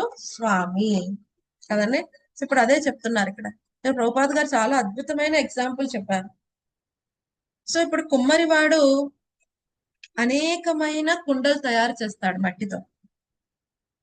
సో ఇప్పుడు ఆ కుండతో సమానం అయిపోతాడు ఆయన? కుండ కంటే వేరుగానే ఉన్నాడు ఆయన కదండి. అదే చెప్పారు ఇక్కడ. కానీ ఆ కుమ్మరే మట్టి పాత్రలకు అనేక కారణములు ఉన్నాను, చక్రమును తిప్పుచున్న కుమ్మరియే మూల కారణం. సో ఇప్పుడు ఎవరైనా అనొచ్చు ఆ కుండ తయారవడానికి కారణం కేవలం మట్టేనండి. మట్టి ఉంటే సరిపోద్దండి? మట్టి ఉన్నంత మాత్రం దాన్ని తయారు అవ్వదు. అంటే భౌతిక ప్రకృతి ఉన్నంత మాత్రాన సరిపోదు, పంచభూతములు ఇవన్నీ ఉన్నంత మాత్రం సరిపోదు. వాటిని తయారు చేసే వ్యక్తి కావాలి. అలాగైతే కుమ్మరి ఆ మట్టి ఉంటే సరిపోదు. ఆ చక్రం తిప్పుతున్నప్పుడు తయారు చేసే నైపుణ్యత కలిగిన వ్యక్తి కావాలి కదండి. అతనే మూల కారణుడు అవుతాడు. మిగతావన్నీ కూడా రీజన్సే కదండి. సో అల్టిమేట్ కాజ్ ఎవరు? స్వామి. ఇమీడియట్ గా కనిపించవచ్చు ప్రకృతి, అలాగే ఇమీడియట్ గా మట్టి కారణం అనిపించవచ్చు, కానీ ఆ మట్టి కుండ షేప్ లోకి రావడానికి కారణం ఎవరు? ఆ కుమ్మరి కదండి. అసలు కుమ్మరి లేకుండా ఏం జరగదు అక్కడ. కేవలం మట్టికి మట్టి తనంతట తను తయారైపోగలదా? లేదు. అలాగే ప్రకృతి ఎంత పవర్ఫుల్ అయినప్పటికీ కూడా భగవంతుడి యొక్క డైరెక్షన్ లేకుండా తను ఏం అవ్వదు. భగవంతుడి యొక్క ప్రమేయం లేకుండా ఏం చేయలేదు. అందుకనే మనం చూస్తాం, ఎప్పుడైతే ఈ 24 మూలికలు తయారైపోయిన తర్వాత ఈ హిరణ్య గర్భ అండం బ్రహ్మాండం తయారైపోయి ఉంటుంది, కానీ అది అలా తేలి ఆడుతూ ఉంటుంది కారణ జనాల్లో. అప్పుడు మళ్ళీ దేవతలందరూ ప్రార్థిస్తే స్వామి మళ్ళీ కారణోదక సాయి విష్ణు కింద ఆ బ్రహ్మాండంలోకి ఎంటర్ అయిన తర్వాత మొత్తం విశ్వం యాక్టివేట్ అయింది.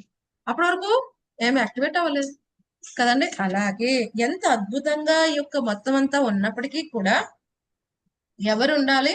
ఆ యొక్క మూల కారణుడైన భగవానుడు ఉండటం కారణంగానే ఈ సృష్టి ఇంత అద్భుతంగా జరుగుతుంది. సో మరి ఎలా కంట్రోల్ చేస్తున్నాడు? ఎలాగైతే అయస్కాంతం చేత ఇనుమని కంట్రోల్ చేయొచ్చో అదే విధంగా భగవంతుడు తను ఏం చేస్తాడు? వివిధ శక్తులను ఆయన నియంత్రిస్తూ ఉంటాడు, సృష్టి అద్భుతంగా చేస్తూ ఉంటాడు. ఇక్కడ ప్రభుపాద్ గారు ఇంకొక విషయం చెప్తున్నారు. ఏమంటున్నారు? 18వ శ్లోకంలో చెప్తున్నారు. సో మరి భగవంతుడు ఎలాగండి? ప్రతిదానికి భగవంతుడు అతీతమైన వాడు, ప్రకృతి గుణాలకు కలుషితం కానివాడు అంటున్నారు. మరి ఎలాగా ప్రతిదీ తను చేస్తాడు అని అడగవచ్చు ఎవరైనా. సో దానికి చెప్తున్నారు, ఎలా చేస్తాడు భగవంతుడు? తన యొక్క వివిధ శక్తులతో పనిచేస్తాడు. వివిధ శక్తులు అంటే ఈ భౌతిక ప్రకృతి కూడా ఒక శక్తి, కాలం భగవంతుడి యొక్క శక్తి కదండి. సో ఇప్పుడు ఈ నెక్స్ట్ ఈ శ్లోకంలో ఏమి చెప్తున్నారు? భగవంతుని యొక్క అనేక శక్తులు దుర్విభావ్య. ఆయన శక్తులు ఏంటంటే అచింత్యం. అచింత్యం అంటే ఏంటి? చింతించడానికి అసలుకి మనం ఊహించలేం మాట. అది అంతటి శక్తి. ఆ మన యొక్క భౌతిక పరమైన ఇంద్రియాలతో మనం వాటిని అన్నిటిని అర్థం చేసుకోలేం కదండి, ఇంత అని చెప్పలేం కదండి. సో ఆయన అన్ని శక్తులు ఏంటి, అచింత్యమైనవి. ప్రభుపాద గారు ఇక్కడ రాశారు, దుర్విభావ్య అనగా మన చిన్న బుర్రకు అందనిది అని భావం కదండి. సో అంత అద్భుతంగా ఆయన శక్తులన్నీ కూడా పనిచేస్తూ ఉంటాయి. సో ఏం చేస్తున్నాడు ఆయన, కాలరూప పరమశక్తితే త్రిగుణం చూపితపరి. ఇందాక మనం చెప్పుకున్నాం కదా, ఎప్పుడైతే ఆయన సృష్టించాలనుకున్నప్పుడు ఏం చేశాడు, ఆ అనేక విశ్వములు వచ్చిన తర్వాత కాలాన్ని ప్రధానం మీద పెట్టాడు, కాలాన్ని యాక్ట్ చేశాడు. ఇప్పుడు చూడండి, ఏదైనా ఎలా జరుగుతుంది భౌతిక ప్రకృతిలో, పొద్దున అవుతుంది, మధ్యాహ్నం అవుతుంది, సాయంత్రం అవుతుంది. ఈ మార్పులన్నిటికీ కారణం ఏంటి, కాలం. సో ఇప్పుడు కాల ప్రభావం లేదనుకోండి మనకేమైనా టెన్షన్ ఉంటుందా, ఆగిపోతుంది మాతాజీ, మొత్తం సృష్టి ఆగిపోతుంది. మనకేమైనా టెన్షన్ ఉంటుందా, ఉండదు మాతాజీ. మించిపోతుంది ఏ మాతాజీ. టెన్షన్ లేదు. ఎందుకంటే పొద్దున్న పూసిన పువ్వు అలాగే ఉంది. సరే అయితే 10 రోజుల తర్వాత చేస్తాను ఈ పని, ఏంటి నష్టం కదండి. ఈ దేహం అలాగే ఉంటుంది కదా, నాకేంటి కష్టం అనుకుంటాం. కానీ ఇక్కడ కాల ప్రభావం ఏం చేస్తుంది, నాశనం చేస్తుంది. ప్రతిదీ కూడా ఏమవుతుంది, సృష్టి స్థితి లయం జరుగుతూ ఉంటాయి. అంటే ఏంటి, సృష్టింపబడుతుంది, కొంతసేపు ఉంటుంది, మళ్ళీ నాశనం అవుతుంది. ఈ కార్యక్రమం ఎప్పుడు కూడా కాల ప్రభావం కారణంగా జరుగుతుంది. అది పువ్వైనా విశ్వమైనా సరే కదండి.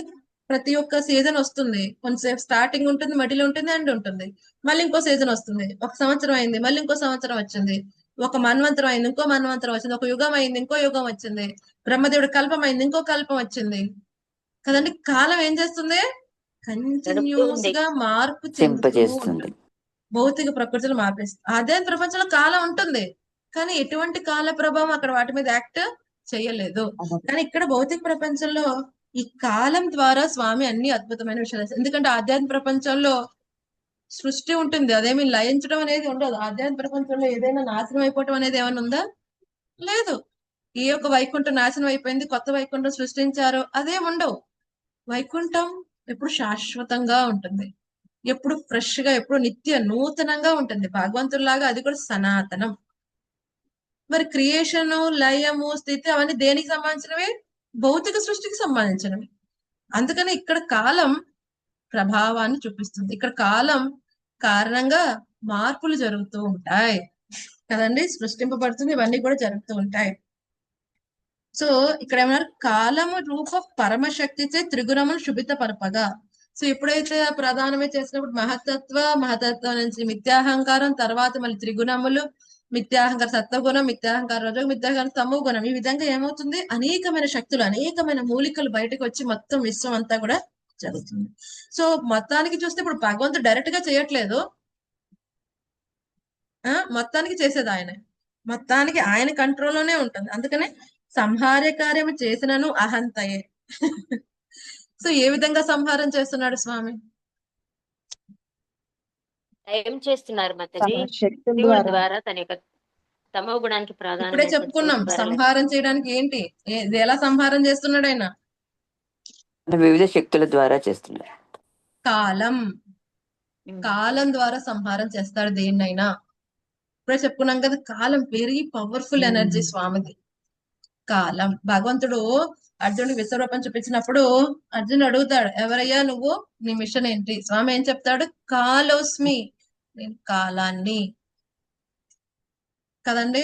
సో కాలం ఏం చేస్తుంది, సర్వాన్ని హరించగలదు. ఓవర్ పీరియడ్ ఆఫ్ టైం, ఈ రోజు రాజు రేపు బంట అయిపోతాడు, ఈ రోజు బంట రేపు రాజు అవ్వగలడు. కాలం ఏదైనా మార్చగలదు. కాలాన్ని ఎవ్వరూ నాశనం చేయలేరు, కాలం అందరినీ నాశనం చేయగలరు. సో ఎలా లయం చేస్తున్నాడు ఇక్కడ ఏదైనా భౌతిక ప్రపంచంలో స్వామి, కాల రూపంగా, కాల ద్వారంగా సమస్తాన్ని ఆయన అంతమొందిస్తున్నాడు. కానీ డైరెక్ట్ గా ఆయన చేయట్లేదు.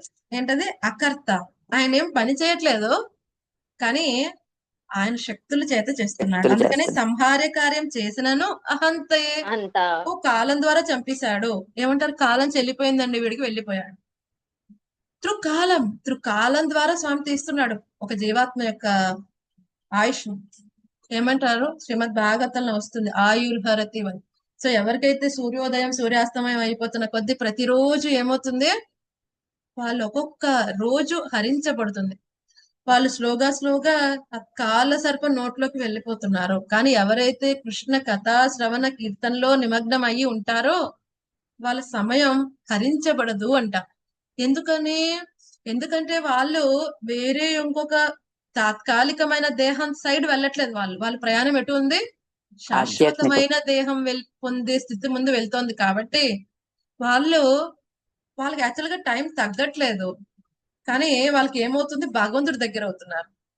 కానీ ఎవరైతే అభక్తులు సూర్యోదయం సూర్యాస్తం అయిపోయిన కొద్దీ వాళ్ళకి ఏమవుతుంది?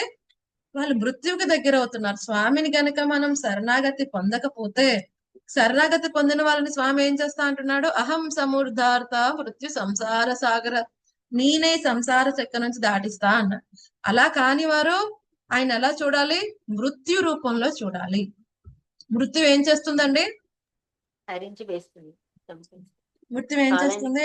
కాటు వేస్తుంది మాతాజీ. మృత్యు సర్వహరశ్చాహం, మృత్యు సర్వాన్ని హరిస్తుంది. మన కొంతమంది శత్రువులు ఉన్నారనుకోండి, మన పేరు పోగొట్టచ్చు, మన కీర్తి పోగొట్టచ్చు. కొంతమంది శత్రువులు మన ఆస్తులు దొంగలించవచ్చు, లేకపోతే మనకున్న రిప్యుటేషన్ నాశనం చేయవచ్చు, లేకపోతే కొన్ని అనారోగ్య కారణాల కారణంగా ఒక్కొక్కసారి ఇప్పుడు షుగర్ అలాంటివన్నీ వచ్చాయనుకోండి, కొంతమందికి ఫింగర్స్ కట్ చేసేస్తారు. సో కొన్ని అంగములు కోల్పోవచ్చు. ఏదైనా యాక్సిడెంట్ లో కొన్ని కాల్లో చేతిలో పోగొట్టుకుంటారు. కొంతమంది కళ్ళు పోగొట్టుకుంటారు. కానీ కొంచెం లాసెస్ ఇవన్నీ కూడా. కొంతమంది బిజినెస్ లాస్ వస్తుంది, కొంతమంది పార్ట్నర్షిప్ లాస్ అవుతారు, కొంతమంది వాళ్ళ దగ్గర ఉన్న బాంధవ్యుల పట్ల విరోధం వచ్చో, లేకపోతే వాళ్ళతో ఉన్న కనెక్షన్స్ నాశనం అయిపోతూ ఉంటాయి. ఇవన్నీ కూడా చిన్నవి. కానీ మృత్యు సర్వహరశ్చాహం, సర్వాన్ని హరించేస్తుంది. ఎందుకని? మొత్తం సర్వం ఏమిటి ఎవరికైనా? ఈ యొక్క దేహం. సో మృత్యు ఏం చేస్తుంది? దేహాన్ని నాశనం చేసేస్తుంది. సో దేహాన్ని నాశనం చేస్తే దేహ సంబంధం అన్ని కూడా నాశనం అయిపోతాయి కదండి. సో మన దేహం నాశనం అయిపోయిన తర్వాత మన అకౌంట్ లో ఉన్న బ్యాలెన్స్ తో మనకి ఏమైనా సంబంధం ఉంటుందా? మనకేమి సంబంధం ఉండదు. సంబంధం ఉండదు. ఎవరికి సంబంధం? వాళ్ళు యాక్టివ్ గా ఉంటారు. కాబట్టి ఏం చేయాలి? ఈ మృత్యు హరించే లోపల, మృత్యు సమీపించే లోపల ఏం చేయాలి? మనం భక్తియుత సేవ చేయాలి. ఇక్కడ అదే చెప్తున్నారు. ఇక్కడ ఏమంటున్నారు? శ్రీ చైతన్య మహాప్రభుల వారి అచింత్య భేదాభేద తత్వం సరైన అవగాహన మార్గమై ఉన్నది. సో ఇప్పుడు సృష్టి స్థితి లయములు స్వామి గుణావతారముల ద్వారా చేస్తున్నాడు కదండి. సో స్వామి బ్రహ్మగారి చేత సృజనాశక్తి అంతా చేస్తున్నాడు. అంటే ద్వితీయ సృష్టి, ఇద్దరు విష్ణువులు కొంచెం ప్రథమ సృష్టి చేస్తారు. ద్వితీయ సృష్టి మెయింటెనెన్స్ అంతా క్షీరోదక సాయి విష్ణువు చేస్తున్నారు. లయం పరమశివుడు చేస్తారు. సో ఈ విధంగా గుణావతారముల ద్వారా సృష్టి స్థితి లయములు ఆయన చేస్తున్నాడు. సో ఏమంటున్నారు ఇక్కడ చైతన్య మహాప్రభు మనకి సిద్ధాంతం ఏంటి? అచింత్య భేద అభేద తత్వం. భగవంతుడు తన శక్తులతో భిన్నం అభిన్నము కూడా కదండి. తన శక్తులతో సమానం, ది సేమ్ టైం సమానం కాదు కూడా. ఆ విధంగా ఏమిటి? భగవంతుడే మొత్తం అన్ని చేస్తున్నప్పటికీ కూడా దేని చేత అంటపడకుండా ఉంటాడు? ఏది చెయ్యని వాడు అవుతాడు. అదే చెప్తున్నారు. ఈ విధంగా భగవంతుడి యొక్క అచింత్య శక్తి అనేకమైన వివిధ శక్తుల చేత ఏమవుతుంది? నానా విధములకు జీవజాతులను వాటి సుఖదుఖములు ఉత్పన్నమవుతున్నాయి. కాబట్టి బ్రహ్మ, విష్ణు, శివుడు ముగ్గురిని మూల కారణమైన గర్భోదక సాయి విష్ణు మాత్రం ప్రకృతి యొక్క ఈ కార్యకారణములకు ఎల్లప్పుడూ వేరుగా ఉండును కదండి. సో ఆ కారణోదక సాయి అంటపడకుండా ఉంటాడు. అలాంటప్పుడు ఇంకా ఈ కృష్ణ భగవానుడు దేవాది దేవుడు వీడి దేని చేత అంటపడకుండా ఉంటాడు. సో ఇక్కడితో మనం కంప్లీట్ చేద్దాం. నెక్స్ట్ వీక్ మళ్ళీ 19వ శ్లోకం నుంచి కంటిన్యూ చేద్దాం. సో నెక్స్ట్ ఇంకా స్వామి స్వయంభూ మనం కంటిన్యూ చేస్తున్నారు. ఏ విధంగా ఇప్పుడు యాక్చువల్ గా వివిధ శక్తుల చేత ఆయన అందరినీ కూడా సృష్టిస్తూ ఉంటాడు, లయింప చేస్తూ ఉంటాడు, మెయింటైన్ చేస్తూ ఉంటాడు. సో మొత్తానికి సంహార కార్యం చేసేది ఆయనే అయినప్పటికీ కూడా అహంత చేయని వాడు అయి ఉంటాడు, ఎవరిని చంపని వాడు అని చెప్పారు. సో మరి ఎలా చేస్తున్నారు? ఇంకా క్లియర్ గా చెప్తున్నారు. ఆ శక్తి ఏమిటి? కాలం అన్నది మనకి 19-20 శ్లోకాల్లో కాలం గురించి చెప్తారు. ఎవరు? మన స్వయంభూమను. ఏ విధంగా కాల రూపం చేత దేవాది దేవుడు సమస్తాన్ని అంతమొందిస్తాడో కదండి. కాలం చేత మొత్తం అంతా నాశనం అయిపోవచ్చు, కానీ కాలం స్వామిని నాశనం చేస్తుందా? స్వామిని నాశనం చెయ్యలేదు. సో అటువంటి దేవాది దేవుడు జన్మ మృత్యులకి పరమైన వాడు. ఇవన్నీ విషయాలు మనం వచ్చే సెషన్ లో తెలుసుకుందాం. ఏమైనా సందేహాలు ఉన్నాయా? హరే కృష్ణ మాతాజీ. ఉమ్. ఇప్పుడు ధ్రువుడు చాలా గొప్ప భక్తుడు కదా మాతాజీ, కానీ ఆ టైంలో భగవంతుడి నామం గాని రూపం గాని గుర్తు రాలేదా ముందు వచ్చి చెప్పేదాకా? భగవంతుడికి గుర్తుంది, అక్కడ తన ఒక క్షత్రుడు కదండి, వీరోచితంగా పోరాడుతున్నాడు. అందుకని అప్పుడు ఆ ఋషులందరూ వచ్చి ఎప్పుడైతే భగవంతుడు ఈ విధంగా రక్షిస్తాడు అని చెప్పిన వెంటనే అలర్ట్ అయిపోయి వెంటనే భగవంతుడి యొక్క నారాయణ అస్త్రాన్ని ఆయన సంధించాడు. అంటే ఆ క్షణంలో గుర్తు రాలేదా, అంటే ముందు వచ్చి చెప్పే లోపు అనేది? కొంచెం సేపు మాయలో ఉన్నారా? అసలు ఎప్పుడు భక్తులు ఎప్పుడు మాయలో ఉండరండి. భక్తులు ఎప్పుడు మాయలో ఉండరు. కానీ ఈ సిద్ధగణము, ఈ ఋషులు వీళ్ళందరూ ఆందోళన పడుతున్నారు ధ్రువుడి యొక్క రక్షణ పట్ల. సో ధ్రువుడికి ధైర్యం చెప్పడం కోసం వాళ్ళు వచ్చారు. ఇంకా చెప్పాలి అంటే ధ్రువుడికి ధైర్యం చెప్పడం కోసం వాళ్ళు వచ్చారు. ఇక్కడ చూడండి, మనం ఎలా అనుకుంటే బలి మహారాజుని వరుణ పాసంతో కట్టేస్తారు కదండి. సో బలి మహారాజ్ ఏం భయపడ్డా? బలి మహారాజ్ ఏం భయపడలేదు. కానీ ఎవరెవరు వస్తారు భగవంతుణ్ణి ఒప్పించడానికి, నచ్చ చెప్పడానికి? ఎవరెవరు వస్తారు? ప్రహ్లాదుడు వస్తారు నాకు తెలిసి. ప్రహ్లాదుడు, బలి మహారాజు యొక్క భార్య గారు, బ్రహ్మదేవుడు, వీళ్ళందరూ వామనదేవునికి పిటిషన్ పెడతారు, క్షమించండి, ఇతన్ని క్షమించండి కదండి. సో బలి మహారాజ్ ఏం భయపడలేదు కదండి. అలాగే అంబరీష్ మహారాజ్ ఏం భయపడలేదు ఆ రాక్షసుని చూసి. సుదర్శన వెంటనే రియాక్ట్ అయ్యారు కదండి. సో ఎప్పుడైనా ఒక భక్తుడు కష్టంలో ఉన్నాడు అంటే మిగతా వాళ్ళందరూ వెంటనే అలర్ట్ అవుతారా లేదా? అదే విధంగా ఒక సాధు పురుషుడి పట్ల వేరే సాధు పురుషుడు ఎలా రియాక్ట్ అవుతారు వెంటనే, ఆ విధంగా ఋషులందరూ ధ్రువుడికి ధైర్యం చెప్పడానికి, లేదు నువ్వేం కంగారు పడవద్దు, దీని నుంచి నువ్వు బయటికి రాగలవు ఓ ధ్రువ, భగవంతుడు నామం అంత పవర్ఫుల్ అయినది, ఆయన భక్తుల్ని రక్షించుతాడు, ఎటువంటి సమయంలో ఆయన విడిచిపెట్టాడు అని ఆ భరోసా ఇంకా ఇచ్చారు. ఎందుకంటే ధ్రువుడు ఎక్కడా భయపడి ఎక్కడా పారిపోలేదు. అలా చూస్తున్నాడు, ఇవన్నీ ఇలా వస్తున్నాయి అనుకున్నాడు, కానీ పారిపోయాడా? మనలాంటి వాళ్ళని తప్ప పారిపోతాం. స్టార్టింగ్ మొదలెట్టంగానే అలా యక్షమాయ స్టార్ట్ చేయగానే మనం ఆ సీన్ నుంచి పారిపోతాం.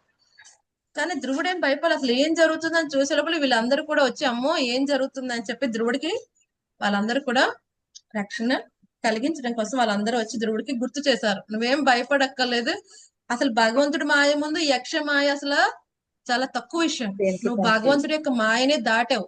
సో ఇది అనేది చాలా సునాయాసంగా నువ్వు దాటగలవని వాళ్ళు ధైర్యం ఇచ్చారు. అది ఓకే. ఇంకేమైనా సందేహాలు?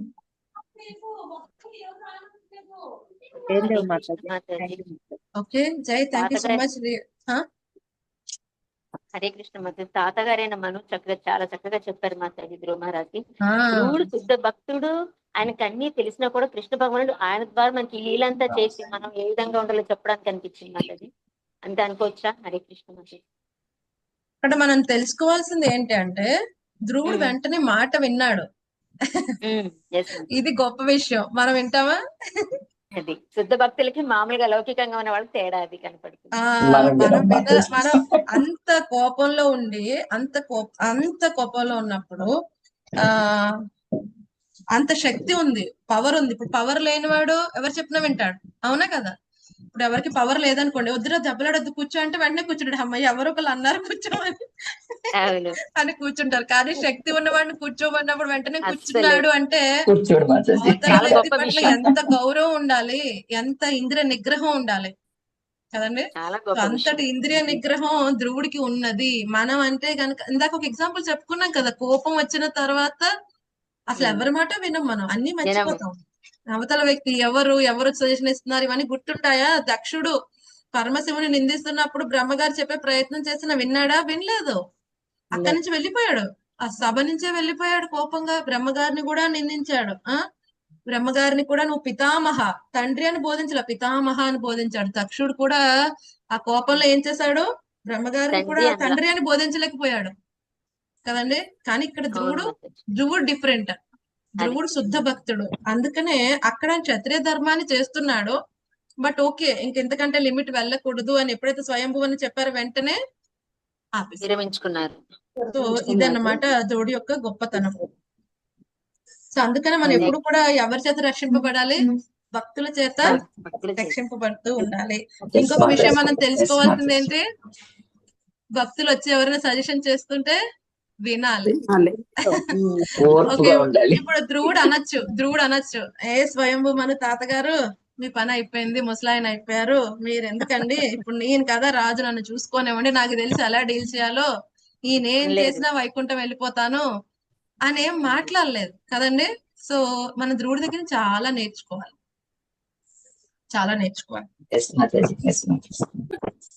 హరే కృష్ణ మాతాజీ. మీలాంటి భక్తులు సాంగత్యం మాతాజీ. ప్రభుపాద్కి జై. ప్రభుపాద్ పర్పస్ మన గురు మహారాజ్ యొక్క ఆచరణ వ్యవహారం చూసి మనం నేర్చుకోవాలి. నేర్చుకోవాలన్నా మాకు అవన్నీ కదా మాతాజీ. మీలాంటి వాళ్ళందరూ మా క్లాసులు చెప్తుంటే ఎలా ప్రవర్తించాలి, ఎలా ముందుకెళ్ళాలన్నది మాకు అర్థం అవుతుంది మాతాజీ. మీరు అటువంటి చెప్పకపోతే మేము ముందుకెళ్ళలేం కదా. డెఫినెట్ గా శ్రవణం చేయాలి అందరం కూడా. హరే కృష్ణ. ఎస్ మాతాజీ, ఏమైనా సందేహం అని? సాయంత్రము క్లాస్ ఉందన్నారు కదా మాతాజీ. ఓకే, అందరికి ఈ రోజు ఒక క్లాస్ ఉంది. చూసారా మీరు? మెసేజ్ మీ గ్రూప్స్ లో పంపించాము. చూసాం మాతాజీ.